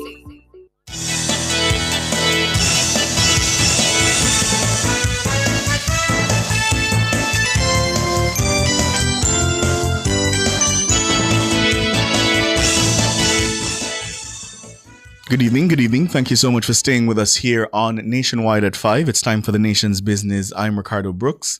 And I'm Professor Donna Hope, and we're going to Montego Bay / Negril now, Ricardo. Just before we go to Montego Bay, Prof, just to tell the listeners of an incident that occurred in the Bogwalk Gorge, something of a freak accident. We understand a boulder became dislodged from the hillside, rolled down onto a truck, and the driver of the truck apparently lost control of the vehicle, went over into the river.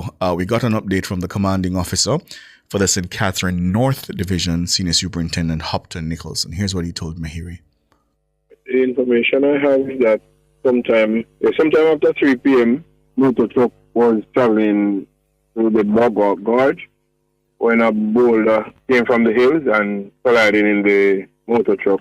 The driver was the only person aboard the vehicle. Was suffering from injuries. He was assisted to the hospital, where I learned a few minutes ago that he eventually succumbed to his injuries. The Bogwalk Gorge is clear at the moment, though. It's not clear. Yeah, and I'm from that area, Ricardo. And usually when it rains heavily, boulders are dislodged from what we call River Road, the Bogwalk Gorge, and fall down on vehicles. Large boulders, small boulders. Ninja Man of dancehall fame, who is incarcerated, had one similar incident several years ago. I'm really sorry. We have been following that story. I'm really sorry to hear that the driver has passed. He took quite a bit of evasive action to not get into contact with any other vehicles. Condolences to his family. Yeah, indeed. Very, very sad freak accident. Yes. In the nation's business, though, Prof, we head to Montego Bay. We head to Montego Bay, coming from Negril, and we are looking at the Dream Weekend, a series of parties of the recent Independence Day weekend, dubbed the best weekend ever, caused major gridlock for motorists with traffic stretching for miles from St. Anne into neighboring Trelawney.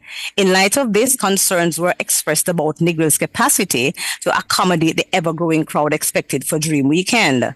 Now, the chairman of Dream Weekend Limited, Kamal Banke, has announced that the week-long series of parties will be relocated to Montego Bay, St. James. Banke says the decision follows extensive consultations with stakeholders, artists, sponsors, and patrons. He's joining us now. We're also being joined by President of the Montego Bay Chamber of Commerce, Jason Russell, and the President of the Jamaica Hotel and Tourist Association, Christopher Jarrett. Gentlemen, good evening. Good evening, Kamal Banke. Good evening, Jason Russell. Good evening, gentlemen. Thank you for joining us. And you know, Kamal, we have been having discussions about this move that Dream Weekend, the team, has announced into Montego Bay, coming from, I think you've been in Negril for almost 20 years, if I'm not mistaken. Coming from the days when the young people used to go ATI, RTI, and that merger that resulted in Dream Weekend. What are the underlying reasons that prompted this particular moment? What was the tipping point for your decision and the team's decision to move?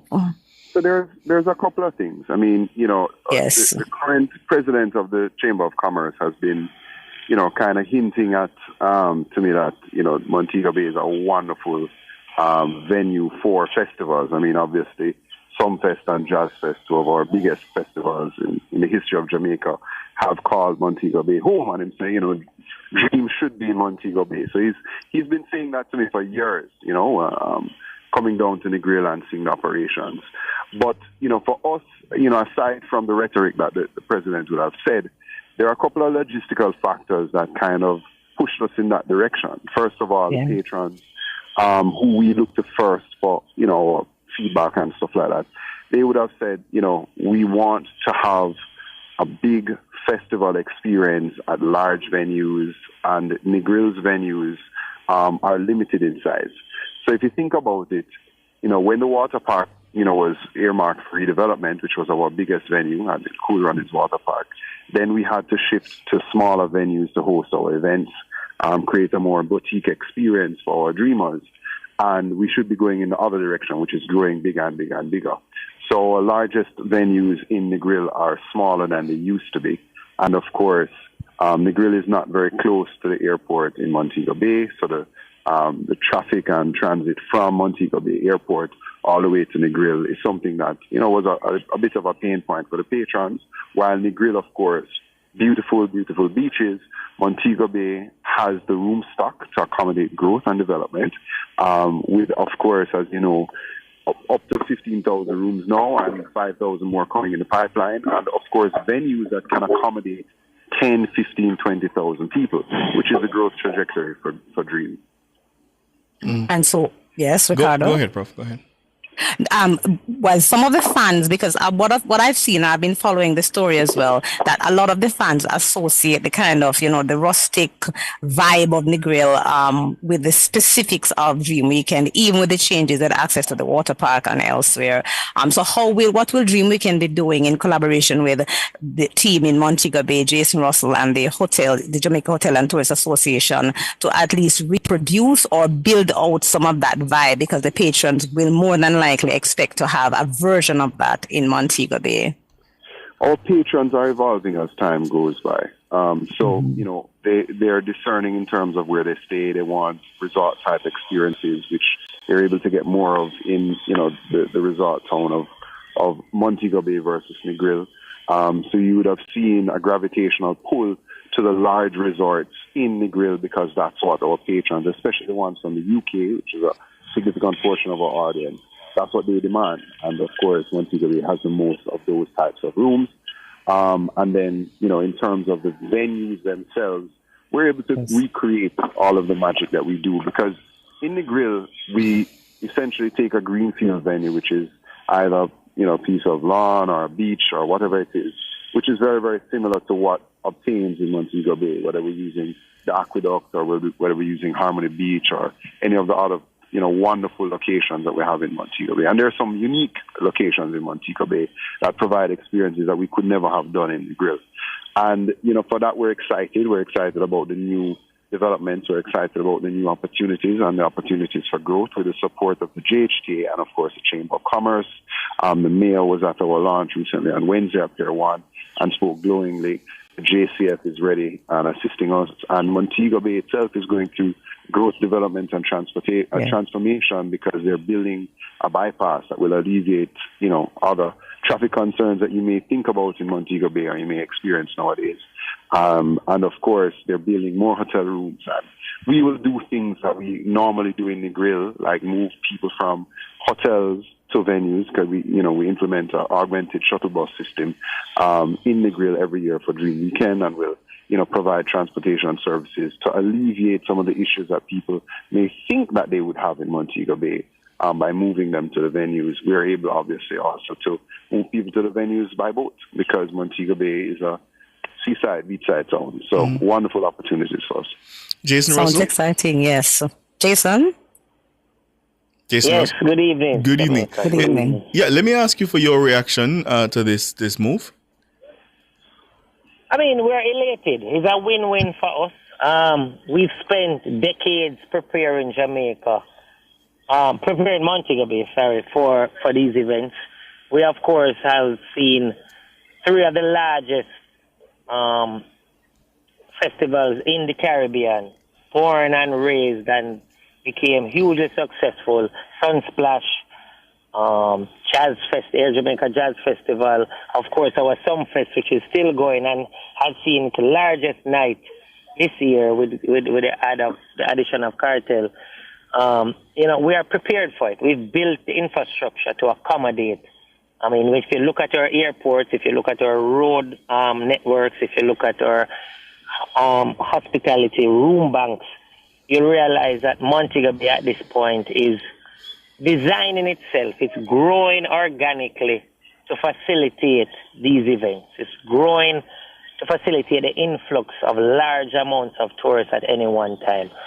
It is no surprise to us that a Dream Weekend would look to us and say, in order to grow, because of the quantity of tourists that Dream bring into the island, that it would say Montego Bay would do the next step. So we're related here and we're ready to facilitate.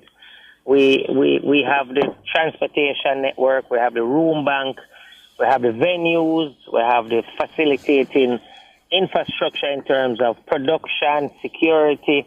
We're now a safe city, which we always have to give JCF their applause. We always have to say, without them, of course, we were one of the most murderous cities in the Caribbean at one point, and now we can boast in recent times that we are one of the safest. So without that, we would not been able to have had this festival or even be considered. So we always have to give JCF their applause for that. Mm-hmm. And Christopher Jarrett, I can imagine your members at the Jamaica Hotel and Tourist Association are also elated. Yeah, we're always excited about any development of the entertainment landscape as this one is. And we see it, as Jason said, as a win-win. We think that the development of the entertainment landscape leads to the economic development and the trickle down that we like to see, where the guests take their money out of their pockets and spend them with the people who are the purveyors and from the clothing store to the pan chicken man. So we like to see that distribution. And, of course, the heads in beds. The GSC is always excited about the opportunity to fill our rooms. So, well, Chris, yes. Yeah. Well, Chris Jarrett, as the president of GHTA, Montego Bay, but also Negril are within your ambit. I know the persons responsible for the various hotels, boutique hotels and accommodation in Negril are concerned about losing the kind of boon that you're referring to for Montego Bay. Does the GHT have any plans, responses to those concerns that are being raised by the sector in Negril?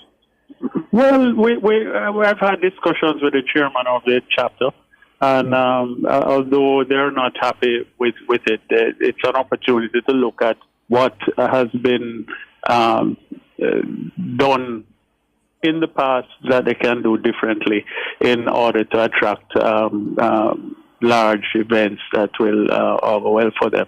But it's obviously not a happy moment for them. But like I said, each time you have bad news, you have to look at the opportunities that may be gained from them. And surely it's if you were to look at the big picture, it is an opportunity for Jamaica nonetheless. So although Negril has lost the event and Montego Bay has gained it, the people who are participating at all levels are still going to have the opportunity to benefit. Indeed. Well, Kamal Banke, as the representative, one of the leads of Dream Weekend, the demographics have shifted over the years.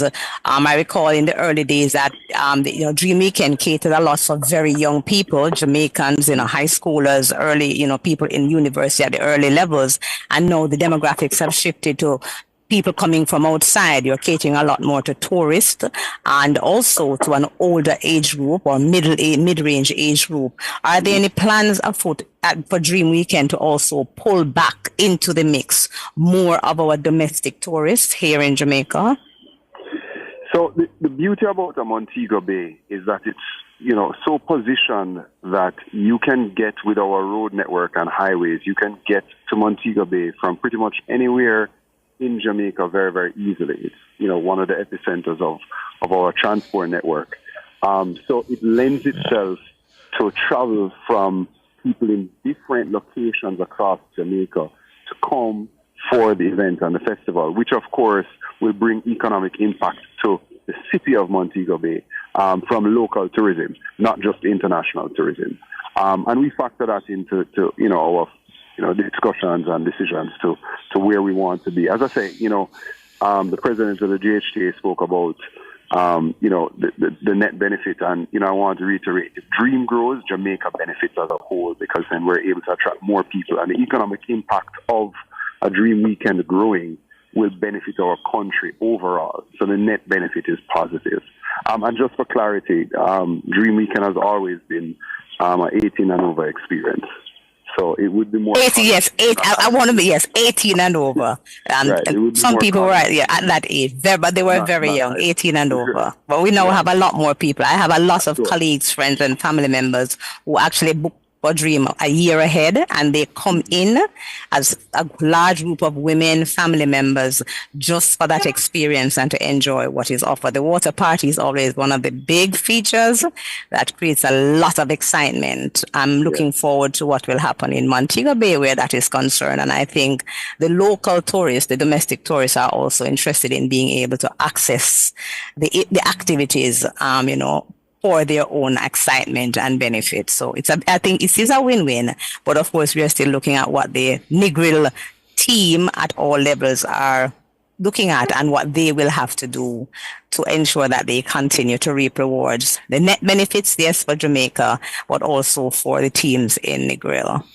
Can I hear you three gentlemen on what more you think can be done to ensure that the infrastructure and systems are in place to support these kinds of big music festivals? Because Jamaica is a cultural capital, and obviously if we intend to capitalize on that, we have to ensure that we have the kind of supporting infrastructure that gives a life to this. Starting with you, Jason Russell, what more do you think can be done? I think the first thing we can do is be authentic. I think the culture that we've created and curated in Jamaica that has gone global is something that we should not shy away from. We should always celebrate, and that is why I really appreciate Dream. I've gone to Dream since I was a young teenager. I mean, Negril on a whole, but I've been involved with Dream for almost a decade. And their attention to the culture is what I always find dear to my heart. To go down there and hear the artists perform and the culture produced is something that we should never lose. And I think the infrastructure is exactly where it needs to be. We're going to grow organically. And while Negril has done what it needs to do, I think there will always be festivals that will almost be an incubator in Negril. Montego Bay has developed into what a festival needs in terms of facilities. So I think if we stay true to our culture and work on our facilities, we'll do great. We'll really do great. Christopher Jarrett? Yeah, just more of the same. I agree with Jason. There are some infrastructural challenges, though, that I'm sure everybody recognizes with some other issues of water provision and so on. But those are in the works. They have already agreed, the government has already agreed that they will be laying lines, and the budget and so on has been approved for all of that, and it's on its way. So I think as the city continues to grow, that is Negril, that these infrastructural ideals will be put in place, and they'll be a little better prepared for the growth that is happening both at the hotel level and with the entertainment sector as well. Yeah. Kamal, final word to you. So one of the things that I'm very, very passionate about is ensuring that entertainment has a long road to thrive. And that starts with venues, spaces. The reality is that we're able to move to Montego Bay because Montego Bay has the spaces and the venues. If we lose that, then we lose the culture. If we don't have a space to exist, if we don't have a space to gather in a large way, then we lose the opportunity to create a festival that will attract and bring people from overseas. And it's not just stadia. It's not just, big parks with stadium seating. It's organic venues with greenfield and lawn and beaches. And the development of harmony was so important by this current government, was so important to us making the decision, the fact that we have a large beach scale property that we can grow into.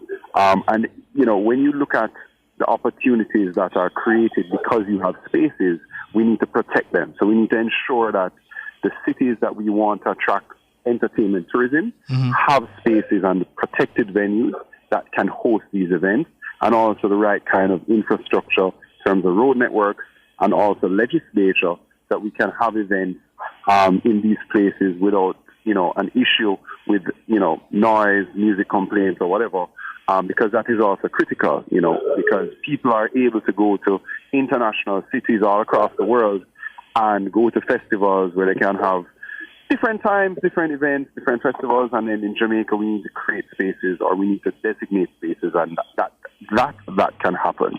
And if we don't protect that, then we'll be at a loss for our culture. Our culture needs to be protected by protecting our spaces. I agree. Well said. Definitely. And most importantly, our JCF is protecting our people.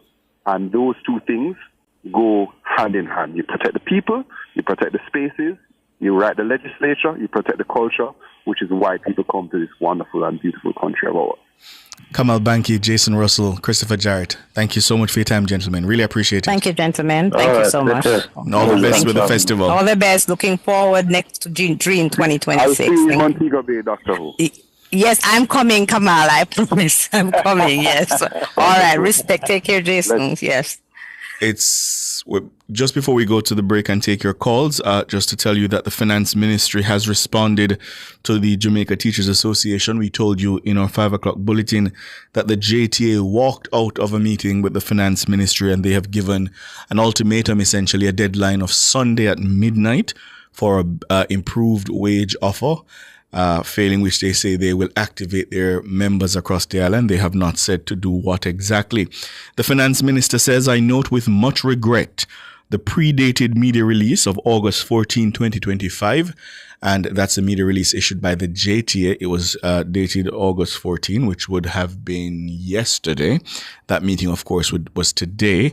Shared by the Jamaica Teachers Association today, August 15.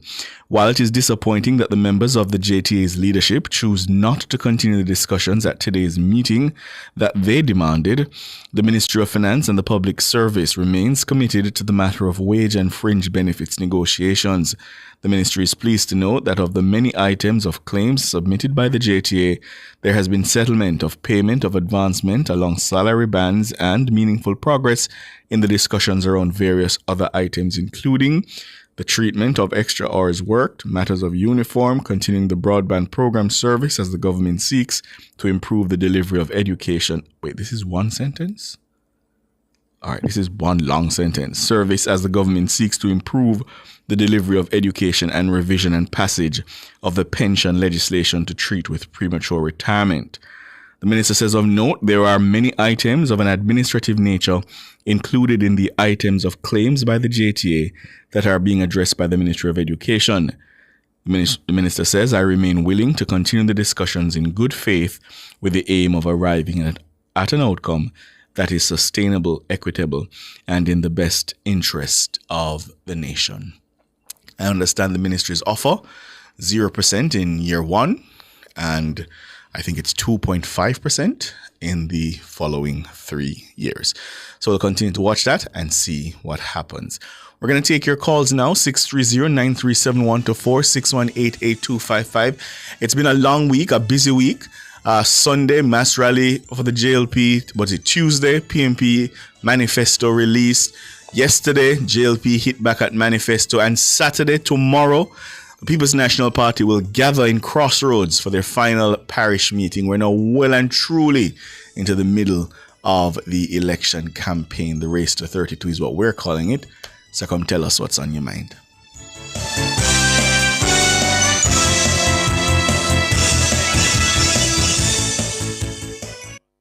Truth is, you can live life to the fullest with HIV.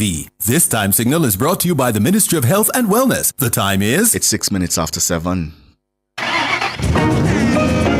Everything loud and wicked every Saturday 3 to 5 p.m. with Outside with Pepita. Lone vibes, lone laughs, and lone entertainment. Come on the road with we. Cause when we say Outside with Pepita, we're there all over Jamaica. Anyway, check them out. We're there. We're in the business. Stay tuned in for prizes, surprises, giveaways, guest artists, and enough more. But hold on there. We forget to pick up my DJ. DJ Jerome the Shell Boss. I'm gonna make it bust to pew pew with the baddest, and latest tune. So look out for Outside with Pepita. We might be coming to a town near you. You heard it here first. Outside with Pepita, Saturdays 3 to 5 p.m. on Nationwide 90 FM. The new revolution in media. Jamaica, lock it in and don't miss a thing.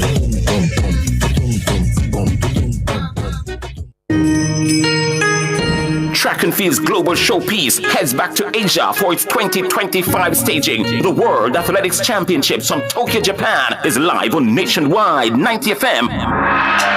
September 13 to 21. Great start from Seville, who's got a little bit of a march on. No Lyles. Seville's going to win this. Brilliant rid. He even has time to salute. How will the Jamaicans stack up? The likes of Kishane, Oblique, Nikisha, Tina, Sherika, and Lavelle, all seeking podium spots. Really good running on the near side too from Tia Clayton. Tia Clayton takes it there.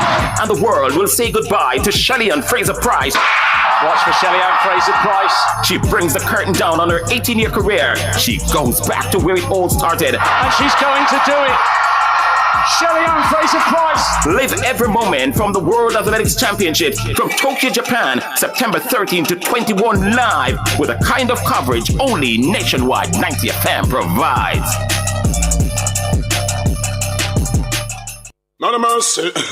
This one is very classic, dedicated to all the schoolers who are taking beats. If you've ever struggled to pass an exam, then you'll know that students today are under great pressure to get good grades and secure qualification needed to move on to higher education. The problem is that too many students are struggling alone and could really benefit from connecting with hardworking teachers and other bright students in other parts of the country and the region. Join me, Dennis Brooks, this and every Friday evening from 8 to 9, with a repeat on Saturday morning from 8 to 9. For the A-Team, a study group on radio, my team of teachers, students, and experts will break down the syllabus, giving you information, tips, and past paper questions that will help you get top grades in your upcoming exams. Follow us on Facebook Live and on Twitter and be a part of the community. It's the A-Team, Fridays at 8 p.m. with a repeat at 8 o'clock on Saturday morning. It's your free extra class on radio and social media. And it's right here on Nationwide 90 FM, the revolution in media.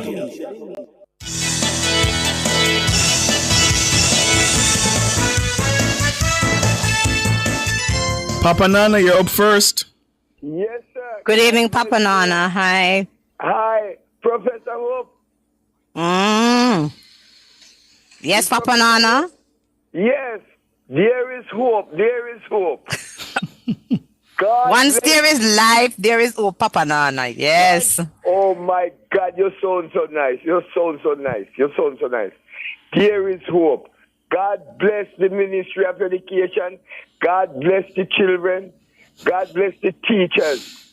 And I am just hoping and praying that this negotiation with the government and the teachers, it is a sign of performance. And I don't want the teachers really a fact to bully the government.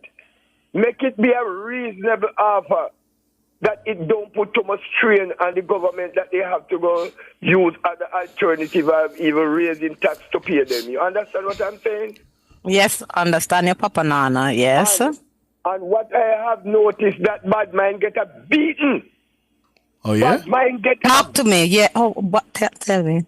Bad mind get a big beating. Let me explain, because you have people in Jamaica right here now who have bad mind, who was hoping that the children would have done bad for them to have it on their platform. And they get a big beating. Oh.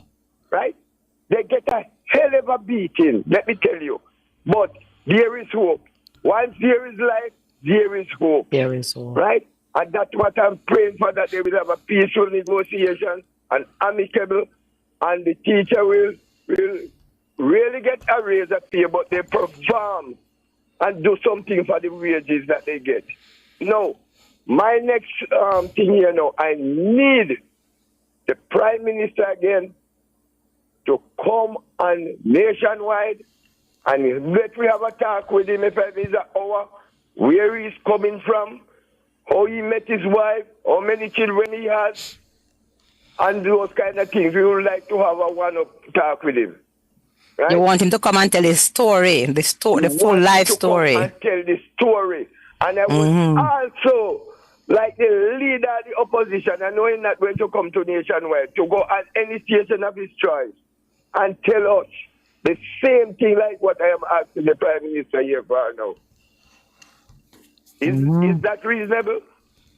It's a reasonable ask, but in the current timeline, when we are on the race to 32, as Nationwide puts it, I doubt you're going to get any of those leaders, either of the Jamaica Labour Party Prime Minister or the People's National Party, to come and do that kind of sit down right now. They're very busy running out, for the political hustings. Even 1 hour, then don't you think that you don't help both of them? Ricardo, you think that we could get either the leader of the opposition or the Prime Minister sit down and give us the heart-to-heart talk right at this time? It sounds good, and it would be a good watch, a good listen. I would love to sit and listen to that. Yes. Yes. Mm-hmm. Yes. I know, but it's a good idea, and it would be something that people would listen to. Yes, let me give somebody else a chance, and God bless you all, and you have a good weekend. All right. All right, God Papa bless you, Nana, Papa take Nana. care. Take care of yourself. God bless Yes, you. take care. There is hope. All right. Then can you upload that picture for me? I want the listeners and the callers, Prof, to join me in an exercise. So if you're listening, you're gonna have to go over to YouTube to see the picture. Dana has uploaded it. The YouTubers can see it. And I want the YouTubers to caption the picture for me. And if you're calling, you can caption it as well. For those who can go on over to YouTube, let me describe it. It's the Prime Minister who is on the campaign trail, and he is greeting a Jamaican woman. And her facial expression, he's looking directly into her eyes, holding onto her hand, and her facial expression, just her facial expression. Prof, how would you caption it? What would be your caption?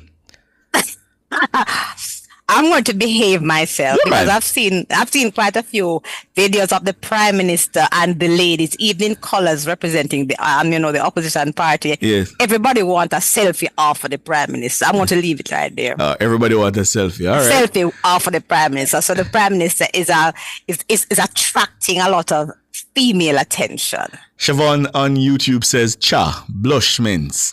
Al Ellis says she in love. Kariva Pierce says, "What a look, seductive."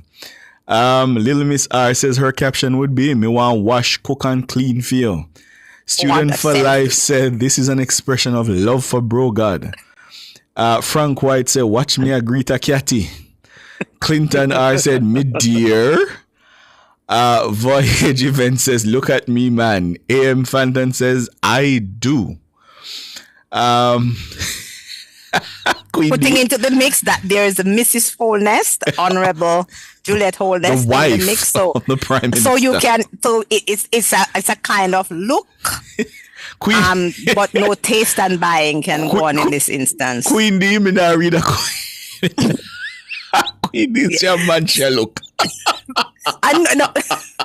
The Prime Minister does enjoy a lot of attention. It's an interesting picture. It's an interesting picture. Ricardo, let me tell you, from where I sit, where the ladies sit, the Prime Minister enjoys a lot of positive attention from women across both political parties and across many age demographics. I'll put it like that. Yes. Bro gotta go on with himself. Yes. I'll take your word for it, Prof. Richie is next. Richie. Good evening, Richie. Good evening. But on no sir, one brother. Oh, well, you tell me. When you say I don't know. One brother, I hear you. Yes, sir. It wasn't my intention to call the program last night. But after Saturday, I decided to call, but it was just too late for me. Yes. Tried to memorize something that the dual man went overseas and did. But this is what I can remember. He went over there and said $50 million spent in the Connaught Region Hospital. And when it was proven, it was in the hospital alone. In the Connaught Region alone, it was over the island. And it was a deliberate lie tale. I don't know if that's what Papa and I was trying to remember. Remember that, Ricardo? I don't remember how much he said. I don't remember how much he said was spent. But it was 50. That's what he said. But it was deliberate. Don't lie. But anyway, this man tried. Bridget, I give you a bow. He's a giant, he's a legend, he's a visionary. Big up yourself for that. Next point, I've been hearing about these PMP safe seats. Only PMP safe seats I would think about right now is like the garrisons. And even them, they can be safe, but I'm not expecting them to hold that amount of votes this year anymore. And this is why I say this. I follow Malcolm Ali for years. I don't know if I ever tell that, Ricardo, but I tell Cliff many times. I tell George Davis as well. And I was supposed to vote for him. 1989. When I reached the position, I was about 15 minutes late. A man said to me, no way, said, because I'm not voting him already. Back in those days, the JLP madness seat, more PMP people voting them, more than what names come on the voters list. Guys, these kind of voting will not happen anymore. And that was the reason. That was the reason why they become PMP stronghold. So anybody I will run to them and feel like say them I run to stronghold. No, they are JLP stronghold from now. And in the general election coming up, I'm looking for those seats to swing to the JLP. Too much people swimming to the JLP. I can tell you something. This evening, I was in Wadaba, and I see one of my cousins. I would believe that she would die at PMP because even parish council election last year, she was fired up. This year we're about a dozen green bangers and twans. We check her down to ask her what she changed. When I catch up with her, she was talking to a lady, so I just didn't even say to her. But whenever I see her again, I would have to find out why that she really changed because she's a change. You know what I'm saying? But I'm saying, brethren, this stronghold, anybody I feel like around to this stronghold, PMP, stronghold. No bother with it. That JLP stronghold now. And like how Dayton Campbell, who get beaten in yard, and I run go other people yard. You know the next yard when everything in my run go? Police station because a man come to the yard if you go. No more police station go take refuse. The police, them I was telling say, light a candle, sing a song, can find a way back home. We will not win no seat here. Neither than Peter Bunting. No, that not going no seat here. I don't know about that, Richie. Thanks for the call, though. Thanks for the call, Richie. Thanks for the call and the predictions But Ricardo, before we take another call, we had a very low voter turnout for the 2020 election. I think it was just about 37.8%. Yes. And I'm sure that we will have a little higher voter turnout for this election because the factors like COVID and all of these things will not be there. So that might impact on what people are expecting in different constituencies. Yeah. Yes. Mark. Alric. Mark. I'm sorry, it's Alric. We have Alric? Yes. Oh, hi, Alric. Sorry, Alric. Good evening. Good evening, Prof. Good evening, Ricardo. Good evening. Oh, no, Joe. Doing all right? Oh, good, man. We're all right. How you doing? Yeah, I'm predicting at least a 42% turnout now because of the circumstances in 2020. And yes. With what I'm seeing on the campaign trail, that both camps are energized.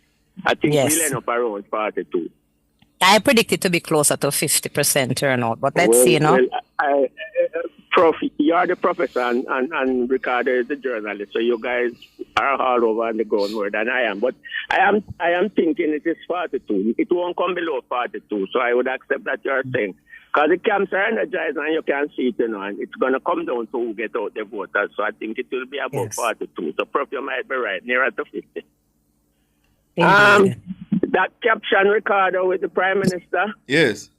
With respect to his wife, as Prof just said, that lady is saying, why, if she left you can come to me. Mrs. Juliet Holness, Honorable Ricardo introduced that picture. I had nothing to do with it. Wife I saw it and I was like, wow, this is real retail campaigning. When them say press on flesh, the ground. Yes, pressing of the press on the flesh, ground. yeah. Yes. That is some of the fun in the campaign, guys. When you see the people and the us thing, especially the leaders, and you see the sort of reception they get in from the people, it puts a lot of fun into the campaigning. Yes. For the next couple of weeks, let's keep it that way. Yes, I agree. Ricardo, you heard Troy yesterday with Cliff. I did. It's the caller of the year. I don't know if Prof heard him. I did not hear. What did Troy do? I was in a meeting until 8 o'clock or 8:30. I didn't hear anything. Ricardo, they'll have to take you up to speed. You got to go back and listen. And I'm going to have to listen to it. Ricardo should have told me so I could listen to it. I was in a meeting until after 8. What was the point that I missed? What was the main point? Because I missed it. He was giving Cliff a streetwise political lesson. And why the JLP can't lose and the Westmoreland seats and with Lawrence and with what Crawford said. He did the maths and said Crawford was out. And it was it's the best call I've heard since this year. From any caller. I think it's the caller of the year. And I think Cliff was left stunned. And then Herald called and kind of rubbed it home with Cliff. So it's one of the days when Mr. Hughes was left speechless. And it don't happen too often. I will have to listen to it. Definitely. Yeah, Prof, what do you say about the PNP manifesto? I have my views. Can you just say it for me? Let me tell you, I got the manifesto and I literally scanned through the manifesto, all 54 pages of it. I have not been able to deep dive into it because between the university, Caribbean Studies Association, and all the other things, I've been in meetings all week, Entertainment Advisory Board, all kinds of meetings have been coming at me. So I just looked at it, glanced through some of the key areas, but I don't want to make any comments about it until I sit down and read it from front to back. That's what because I don't like to comment on things that I haven't read. Ricardo, what say you? About the manifesto? Yeah. I think it's a pretty run-of-the-mill manifesto. I haven't met up on anything that has captured my imagination or attention. I think it's pretty standard. My concerns with it are more in terms of form rather than substance. It's hard to read, riddled with grammatical errors, typographical errors, and I wonder if it was rushed. Why would you have those errors in it? That's where I'm going on. A little bit that I've seen is that, and then Ricardo, my big question, and Prof, is that I think they're duplicating a lot of what the JLP is now doing under different names, and I think I need to hear them telling me where they're going to get the money from to run all of these programs when this year budget runs out if they become government, because you'll have to start thinking about next year budget shortage. So where's the money come from? And until they can say that and convince me, as Ricardo said, I just think it's something that they hurry to get out to try and catch the eyes of people and the ears of people. That said, the JLP should make haste to release their own now. Right. To release their money, yeah, because we have been. But I thought they were going to release it this week, It but needs then to be released. I don't think they it didn't should release go, anything. Should Yes, not it go sh- beyond next week without the people of Jamaica having it. Ricardo, Yes. you're the journalist. Beg them to get it out. You guys have a good weekend. All right. All right, take care. Have a good weekend, indeed. Yes, Ricardo. I think the one of the things that I have noticed where the conversation about what both political parties will do when they get a chance, if they are in government, is that both of them are using similar plans. So they're going to give you more of certain things, make more education available, more infrastructure. So things for the public, this kind of more social active focus. A lot of that is coming out in the plans that we hear being spoken about and what I glimpse in the People's National Party's manifesto. So there's we say there's a convergence. Everything is coming together. Both parties are using similar ideas, just deploying them in different ways, the same different plans, so that the people will have to decide which one they prefer most, what they want to stay with the party in power, because they are focusing as well on their achievements and the plans they have to enhance that. How does that pan out in the minds of the public? That I think it will come down to a lot of different things coming together on September 3. And I think also which of the parties you believe can implement. I don't think either of them have a problem with ideation and coming up with ideas. But I think it'll be important for the voters to consider which of the two do you believe is better at implementation and execution. I think that will be key. Carl, is it? Carl, good evening. Good evening, Carl. Ricardo, I'm hoping to get ready for Wednesday evening at 2:30 or 4. Wednesday evening at what time? Wednesday at 2:30. 2:30 and 3. Well, what's happening then? And you will have a lot to digest and something manifesto with something substance now. That's when the manifesto is coming up? That's the manifesto is coming. See, Carl is giving us a heads up. Carl? That's a rubbish. That's a piece of garbage. We don't want whole heap of errors. So next week, Wednesday at 2? That's when the manifesto He coming said out? 2:30. Oh. Oh, I see. You get a lot of. Oh. As Miss Hope said, is who can implement what you are putting in format. Ricardo said that, because Ricardo. I said that, yeah. So Ricardo spoke about the implementation. But also, Carl and Ricardo, it is, because when in both parties, you have the diehards who are going to vote for their parties. I believe the election will come down a lot to the people in the middle, who either they will swing to either party, the uncommitted. Those are the persons who are going to make the decision as to who forms the next government. Well, they are the ones we have to watch. Because the PNP are going to vote PNP, the JLP are going to vote JLP. And that's where it's going to come down, the people in the middle. As you can see, with the ladies, them say, this is fullness, learn out the private new husband, say, 3 weeks. So, you know where ladies, them vote is going. Okay. This is fullness, take a chance and learn out that. Mrs. Holness, the Honorable Juliette Holness has not lent her husband to anyone. The Prime Minister of Jamaica is doing the work on behalf of his political party. And I have to back for Mrs. Holness now because I'm not trying to lend out Mrs. Holness's husband. Anyhow, Papa Nana come up with a brilliant idea like a while. If you call Jamaica House right now, our Prime Minister, the man who having age paper for Jamaica will make himself available any day no want him next week an hour and ask him any question. Anyone. Any question. He will make himself available next week. That you don't have to hide that he can answer. All of them when he was born, who he got school with, who he used to eat with, who he used to play with had a little girlfriend in the house before Mrs. Holness, he can name all of them. My Prime Minister. You know, have to went to St. Catherine High in Spanish Town. Anything you ask him. If he used to pick people guava, if he used to pick people plum, he will tell you everywhere he used to do all of them. That's a person who know one of his schoolmates if he went to school. Papa Nana come up with a brilliant idea to take it on. And my Prime Minister will make it happen. And Ricardo, yes, I said to you over about 3 months, and I must ask you, Mr.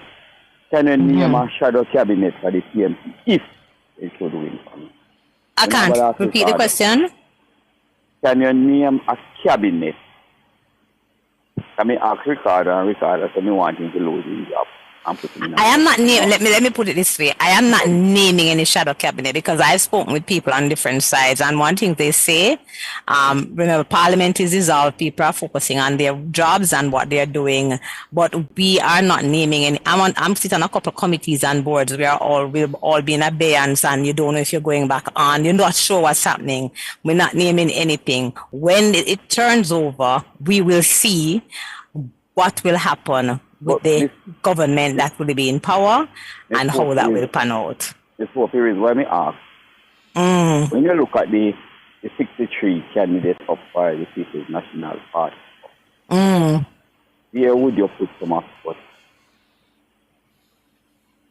If you look Tuesday evening, the person who should be at Pegasus Hotel, Saddle, the finance part of it, the manifesto, there is nothing.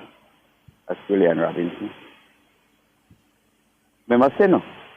All of the rest of the portfolio will have to come under Julian Robinson because he is the man who holds the purse.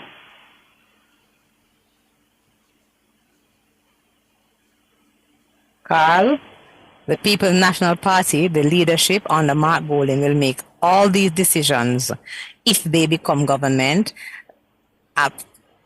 And Honorable Michael and Dr. Holness will make, and his team will make all the decisions if they form the next government. We have to hold on and wait. And for these kind of things, even if persons are designated in different areas right now, shadowing, many times if the party goes into power, those persons are not necessarily named to those areas. Again, So things change. Are you saying to me then, you have to form all a ministry of quarreling to put date in Canberra? Thank you for the call, Carl. Thank you, Carl, because Ricardo, we're not going to make Carl draw us down anymore. Carl, we look forward to next week, Wednesday at 2:30, as you say, and we will, and Ricardo and the team nationwide. Interested, yeah. All right, we look forward. Thank you. Have a good weekend. Thank you, Carl. Norman? Yeah, hello? Good evening, Norman. Good evening. Yeah, hello. Can you hear me? Yes. Yes, very clearly. Yeah, that request that Papa Nana made, I keep putting it in the chat. Nationwide had a show like that on Sundays before, and they featured both the Prime Minister and his wife. They used to have a show on Sunday where they featured people like that, and he spoke, oh, we met his wife and school. You guys had a program like that before. It used to come on Sundays. Do you remember the name of the program? Was that Impact? Was it Impact? Yes, there was a program that used to come on a Sunday where they did a lot of interviews. I think it was called Impact. It was one of those programs. That was been a long time though. Something like that. No. You're breaking up. Your line is bad, Norman. We're not hearing you clearly, Norman. No. Sorry about that. 630-937-124, 618-8255. David, good evening. Oh, good evening. Good evening, Prof. and Course. Good evening, David. Ricardo, yes. Yeah, Ricardo. How are you, sir, Ricardo? I'm all right. Oh, man, good. All right, I just want to add my view to the upcoming election. I honestly don't think that the election is going to be as close as how, people are making it out to be. I think the seats are going to be close. I mean, it's not going to be as close as like the last election. Some of there's true too that the PNP may very well win back a few of their seats that they lost, but I don't think they're going to win back most of them.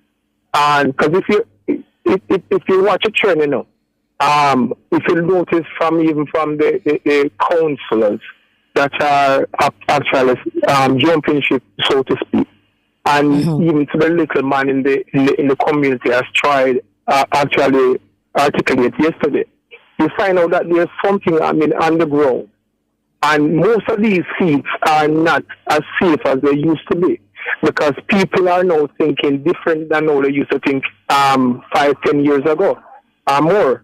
The younger voters are actually looking, they're actually doing their research, and they are being influenced by others that have been there, and they are now thinking different.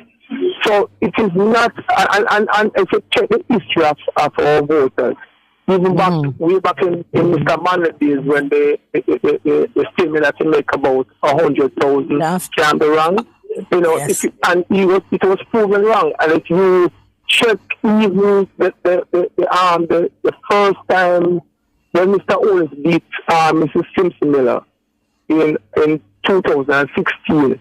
That election to me, because I voted this is probably my fourth or fifth election that I'll be voting. And I didn't even think that the PNP, the JLP would have won that election. JLP did know that it was going to win that election. Remember, there was a celebration down the road, Old Hope Road, at the PNP's headquarters. And I remember when journalists, for example, from our News Talk and others, we were having a watch party, and people had to run around to Belmont Road to go to the JLP's headquarters, and the representatives were scrambling to get there because none of them expected that they would win. I remember that election clearly. That was a very surprising election for everybody watching. And we are watching on the television and we are like, wow, the JLP is about to win. Nobody expected it. So you're right. Anything can happen. Anything can, but what is on the ground? And look, the trend is there. The trend is actually, and what I think people are now looking at performance versus promise. And that is what is taking shape now. Jamaica has changed over the past years. People are not doing things the way they used to do. They are not even thinking the way they used to think. They are expecting us to do. Literally, what is happening is shaping up is that people say, listen, I will vote for you if we can see the reason for voting. It's not about the average man that would take a $5,000 anymore. There are persons that used to sit on the sideline is now thinking. They have been influenced by people that, and even the older, I've heard it even about a person, the gentleman, the caller earlier, that said that is some friend that used to support the People's National Party for many years. And I've seen she literally parading in the GLP colors. That is what is taking shape. It's a new Jamaica now. And don't be surprised, as I say, if the GLP come out with over 40 seats, because, as I say, I'm not saying that they're going to, some of the seats that they want, they're going to win by 1,000, over 1,000, but they will retain those seats, but probably smaller margin. Some of the PNP that you see going out there and parading and supporting their base, you know, some of them not going to vote, and some of them going to switch their vote, come and vote in there. What gives you that confidence? Why give me that confidence? As I said, watch the trend. If you're watching the councillors that are shifting from the PNP to the GLP, if you watch the trend with the average voters, the dieted ones that are actually... But none of those councillors who have switched are elected councillors. Most of them in the main, they're rejects from the People's National Party. Yeah, but if these councillors have their supporters, you know, these councillors have influence, you know, and that you have to bear in mind. And then you're saying they are going to carry their support with them to the Jamaica Labour Party? They're not going to carry all of them, but they're going to get a substantial amount of support. Yeah. I don't know if I have the same confidence as you, but I hear you. Thank you for the call, my brother. Thank you for the call. Thank you. 630-9371-246188-255. Who's next? East Central, my friend. I haven't heard from you in a very long time. Good evening, East Central. How you do? Good evening. Even Ricardo, even Prof. How are you, East Central? Yes. Okay. All is well. I would like to give you a general feedback what is happening in East Central. Yes, please. Yes. This Monday I will be working. This Monday. How far running? You sound a little bit far. You sound far. Yes. Is it not sure if it's the service or you're far? Are you using a headset or headphones or? Come a little bit closer now. All right. Yes. Go ahead. Yes.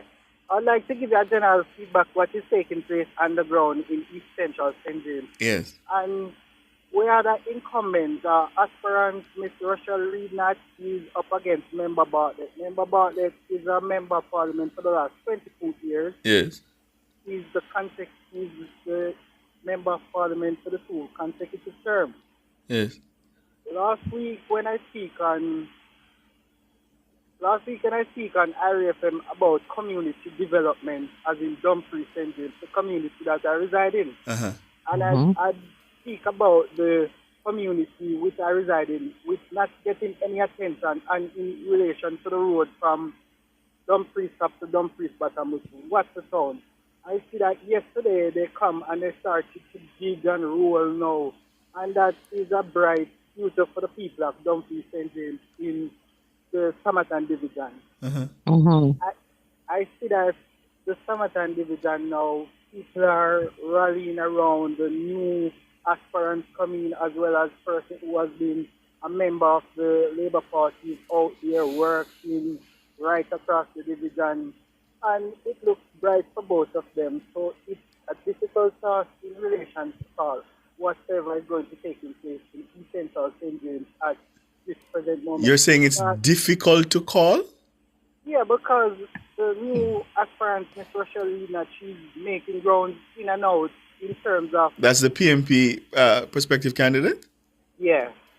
Well, if you are saying that Minister Bartlett, if you are saying East Central St. James is difficult to call, then that should send off warning signs and alarm bells. A senior cabinet minister like the tourism minister, you're saying... I wanted the tourism minister, Minister under Bartlett. pressure? Is that what you're saying? I wouldn't say under pressure, but the lady is going house to house, making rolls, and she's getting bright, fresh young voters, as well as Member Bartlett as his supporter, going house to house, getting bright, fresh young supporters. So, based on the record of new person coming into the system that unseated the person who was there for the last 2020 election, it's a difficult way to call it from the angle that I see. But I wanted to look at seat that has been swing seat in St. James. So I wanted to look at Central St. James, and I also wanted to look at West Central and South St. James. So let's look at East Central St. James Central, where we have Mr. Eli Clark. He's going up against refreshment Mr. Brooks. Yeah, I'm hearing you. We're hearing. Yeah, she's going up with. No, and you're gone. Your audio gone way low way again. down. Yeah, I think he's turning his head away. Or, who is Heroy Clark going up against? Heroy Clark is going up against Nikisha Burchell. Nikisha Burchell, right? From South St. James. No, that it is from South St. James going against Omar. Yeah, that's what he said. Homer Davis, he said. Homer. Homer Davis. No, sorry. He said it's Homer Davis. Okay. So he's asking about Heroy Clark. Who's going up against Heroy Clark? Yes, that's what he said. Homer. Janice Allen. Yes, Heroy Clark. Yeah. So Janice Allen is going up against Heroy Clark. Mm-hmm. Yeah, but based on how you look, it was first time MP. When the seat has just formed, it was Mr. Lydie Smith, and it was in 2012, 2011, it was Mr. Lydie. It has seen 2 consecutive times to Mr. Heroy. Some people are saying that it's difficult in the town. So you know me in the town most of all. So you know me the funny central side. But overall, as we can see, let me speak from a general mindset. The Labour Party is going to take it back. General mindset. And I tell no I'm sorry. Many people might not like what I say about a reality. So you're saying that Heroy Clark, if I understand you to what you said just now, is in a better position than Edmund Bartlett? No, I didn't say that. Let's say he's going to take home back the Central St. James seat. Right, but you said... So is Edmund Bartlett going to take, because you were not as confident about Minister Bartlett. About Minister Bartlett. Mm-hmm. Oh. You see, when you have young, bright, fresh voters coming to the system, you can't say they will not gain in grounds, but on the ground, as we can see, everybody is making momentum. Well, you're not helping me then, East Central. Well, one thing though, East Central, because the momentum, yes. But the people. But I think what Heroy that East Central is looking at, because the People's National Party have been doing a lot of pressing flesh on the ground. The Jamaica Labour Party has not yet done as much of that, because they have been dealing with the higher level macro activities. And I'm sure that when they ramp up their own pressing of the flesh, as you see now happening, you might have to come back and call us East Central and give us an update. Because we don't know. So there has been a lot of work going on with the pressing of flesh going into and, going to homes and going into places, communities by the People's National Party. And so they would be making a stir in a lot of ways. Let us see what happens when the Jamaica Labour Party presses the engine on that, how we can then assess it. We want you to call us and tell us that. So Monday will be nomination out by Adelphi. So I will be covering Adelphi and a Falmouth. Not Trelawney and both East Central St. James. So I will be right across the border. So you'll get a full-time update from me as we see what's taking place on the ground on Monday. We will have our reporter in place. Thank you, East Central. Thank you, East Central. Yeah, Ricardo, they Let me just be clear. No, you see, Carl Stone, one of the things that Carl Stone had as his strength as a political sociologist and making a lot of predictions back in the day was that he would go out in the regular communities, in the bars and all of that, and listen to people and talk to regular, the voters, the cusp of the voters, along with the quantitative thing when you're going to the survey and pulling that together. He was always able to make the most accurate predictions for general elections. Because people will say something on the survey, they give you an answer, but then them sit on a bar and them talk things and them do things. It's a different conversation many times. So, I don't know that the analysis provided by East Central just now. No, I'm not saying it's analysis. I'm saying because I'm saying that a lot more pressing of the flesh has been going on because the People's National Party have been going on the ground into communities, but the Jamaica Labour Party has begun their own process. So let us see when all of that comes together, what East Central can tell us getting closer to the general elections. That's really what it is, where it's at. Yeah. Who we have next? Michael. Hi, Mr. Ricardo. Good evening, sir. Good evening. Good evening, Michael. Good evening. How are you this evening? Doing all right. Good evening, Michael. Yeah, good evening, Mr. Mayor. I listen to the program, But we have to tell all the PNP and all the JLP, them are one family, you know. I would have liked to see this election, be one of the peaceful election. We lost that. Yes, I am a PNP, I am a GLP, you know, it's a Rasta man, you know, but I been around here coming up from in the 70s, you know, they have some dangerous election where a whole lot of bloodshed and things, you know, so I would really like one to see it in this election here. Cause the whole Jamaica just one big family, so they must unite and do what they must do. Agreed. Indeed, we agree with you on that. Definitely. Yeah, I'm coming up day after tomorrow, you know, Sunday, you know, is the Right Honorable Marcus Garvey birthday, you know.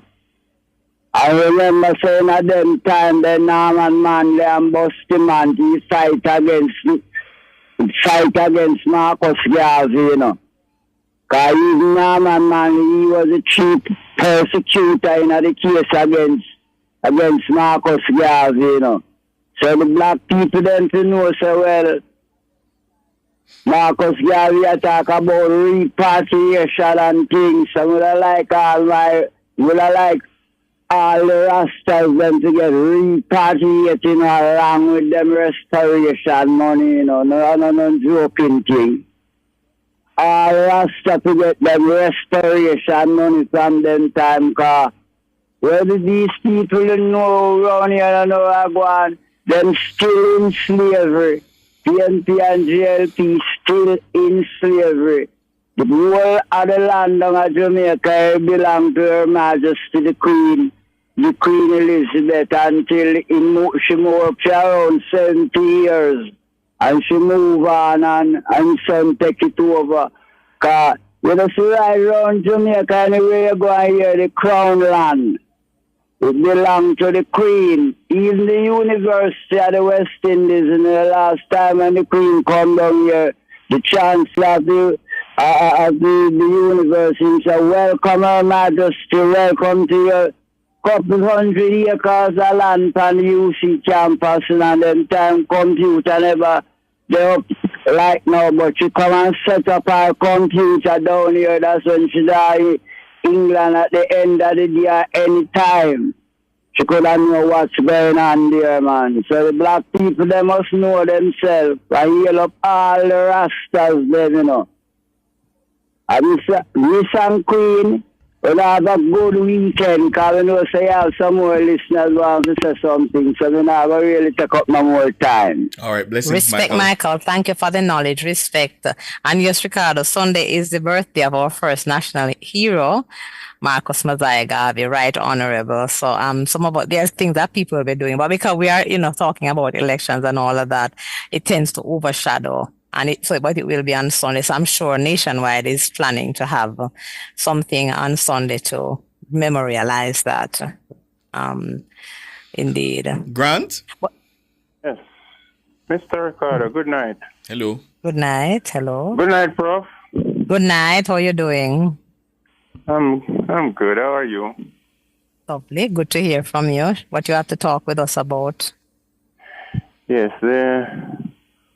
this thing that the PNP continue to say, that progress that this government is making in the economy is because of what Peter Philip done with the IMF when the PNP was in power. This is one of the most, what I must call it, no. This is not true. This is not true. And PNP continue to say this thing, and they shouldn't allow to get away with it.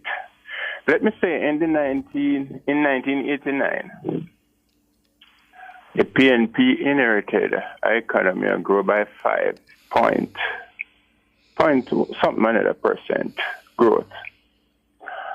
And they take that economy and they wipe out all that growth and they run the economy into a disaster, which brought about Hinsack You understand? And although they get the economy was so striving, they didn't make the best use of it.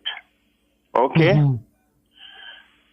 Andrew Holness, when the PNP lost power in 2016, the deal that Peter Philip went through with the IMF. Okay, I'm not saying him didn't done something, made great contribution to the IMF, but what Peter Philip did, Peter Philip didn't act like a professional finance minister. What Peter Philip did, I could do it. You understand? Because what Peter Philip did, all right, when Omar Davis was the prime minister, was the finance minister, yes. Yes. The kind of access that Omar Davis has at the time, Peter Philip didn't have that. The choices that Omar Davis had, Peter Philip didn't have that. Right? Omar Davis, they could refuse from borrowing from the IMF, and they could get money to borrow from other loan institutions internationally. When Peter Philip done that, he didn't have that choice. Unless the IMF approve any institution that we could get money to borrow from. If the IMF don't approve it, the PNP, the finance minister couldn't get any money to borrow at that time. Okay, so Peter Philip was in a tight jacket by the IMF, so he never have a choice. He was there when Omar Davis. He was a part of the government when all what happened in the 90s. Yes, sir. He was there. He was a part of that. But him find himself now the back against the wall. So there's only one way him could go. So the praise that Peter Philip gets, it is not a worthy type of praise. Right? Is the IMF more should get the praise. And that also came about because of one man named Mr. Wilmot Perkins who helped. Yes. Mr. Perkins used to say that the institution, them abroad, who are lending the government money in the PNP time, they are the one who are encouraged the Jamaica government to waste so much resources, right?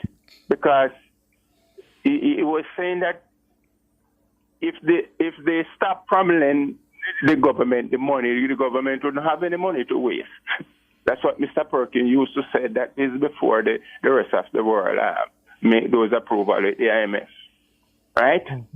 So Mr. Perkins have a say in that. So the credit that they are giving Peter Philip, him don't deserve that type of credit. And the way him go about it, what him do, don't go about like a professional finance minister. What he did, he draw down billions from the housing trust. Without him ask the people who put their money in the housing trust any question. And when he did it, him say, he no have no other option, so he don't talk with nobody. Right? Bruce Golding tried to borrow 500 million from the IMF when him running into that problem in the IMF. And Portia Simpson from the NHT or IMF?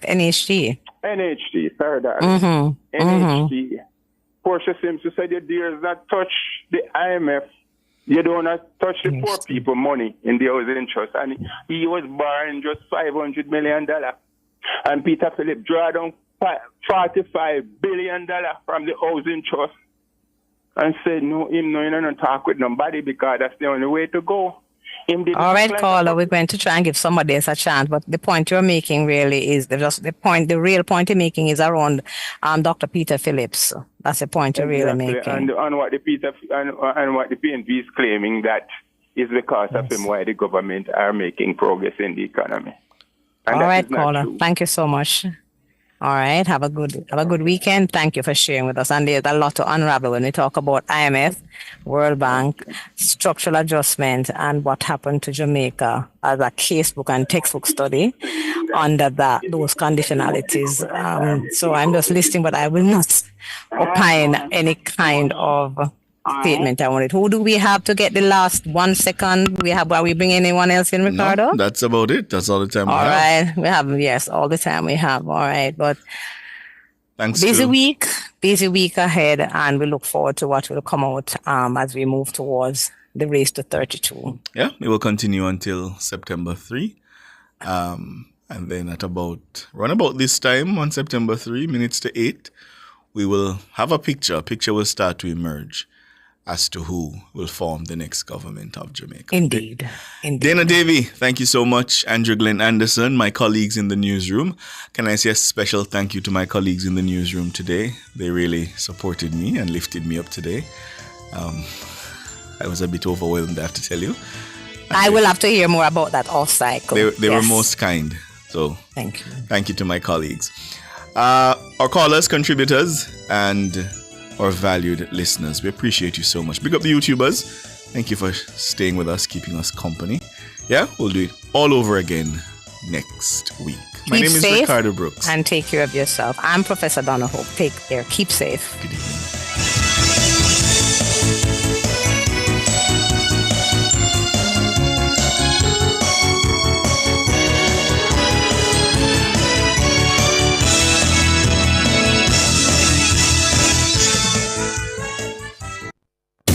Stay ahead in your career with UWI-STAR, the short-term advancement resource center. Our programs are designed to support your professional growth. Join our community of professionals and take the next step in your career. Visit our website, www.mona.com.